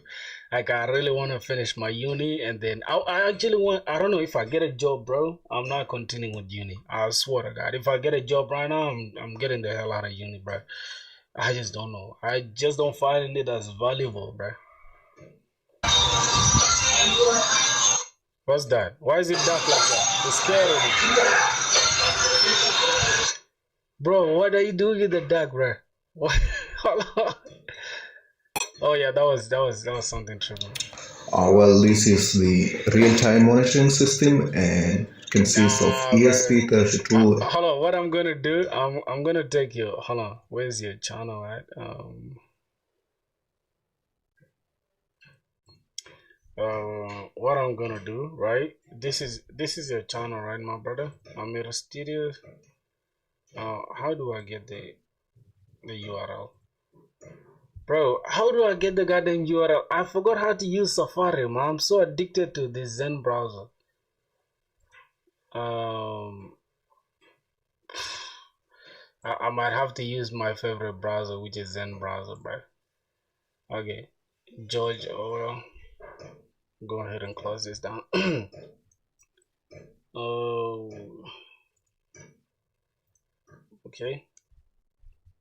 That stuff is pretty cheap in India. Okay, let me go to your channel.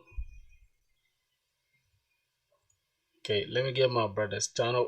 I'm going to pin your stuff somewhere here. Go to channel. All right, then I'm just gonna go ahead and select this. All right, I'm here at Dev Studio. Ooh. Okay, this is share channel. Share copy channel ID.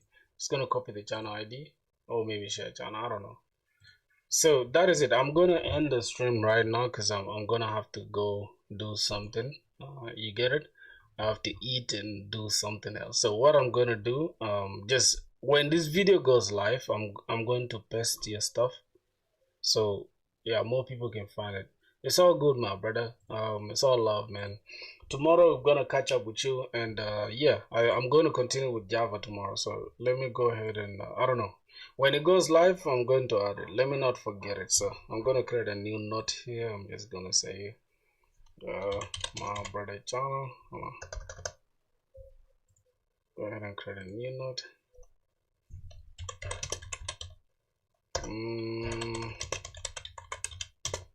Alright, bro. So it's all good. I'll catch up with you guys tomorrow. Alright. Yes, sir. So much love from my enemies. Yeah. So we're done with coding today, bro. I'm gonna call it a day. God damn. Alright, man. So let me put this on. Like, wait, how long we've been streaming? 3 hours, bro. God damn. Alright, man. See you guys tomorrow, bro. It's all love. Stop.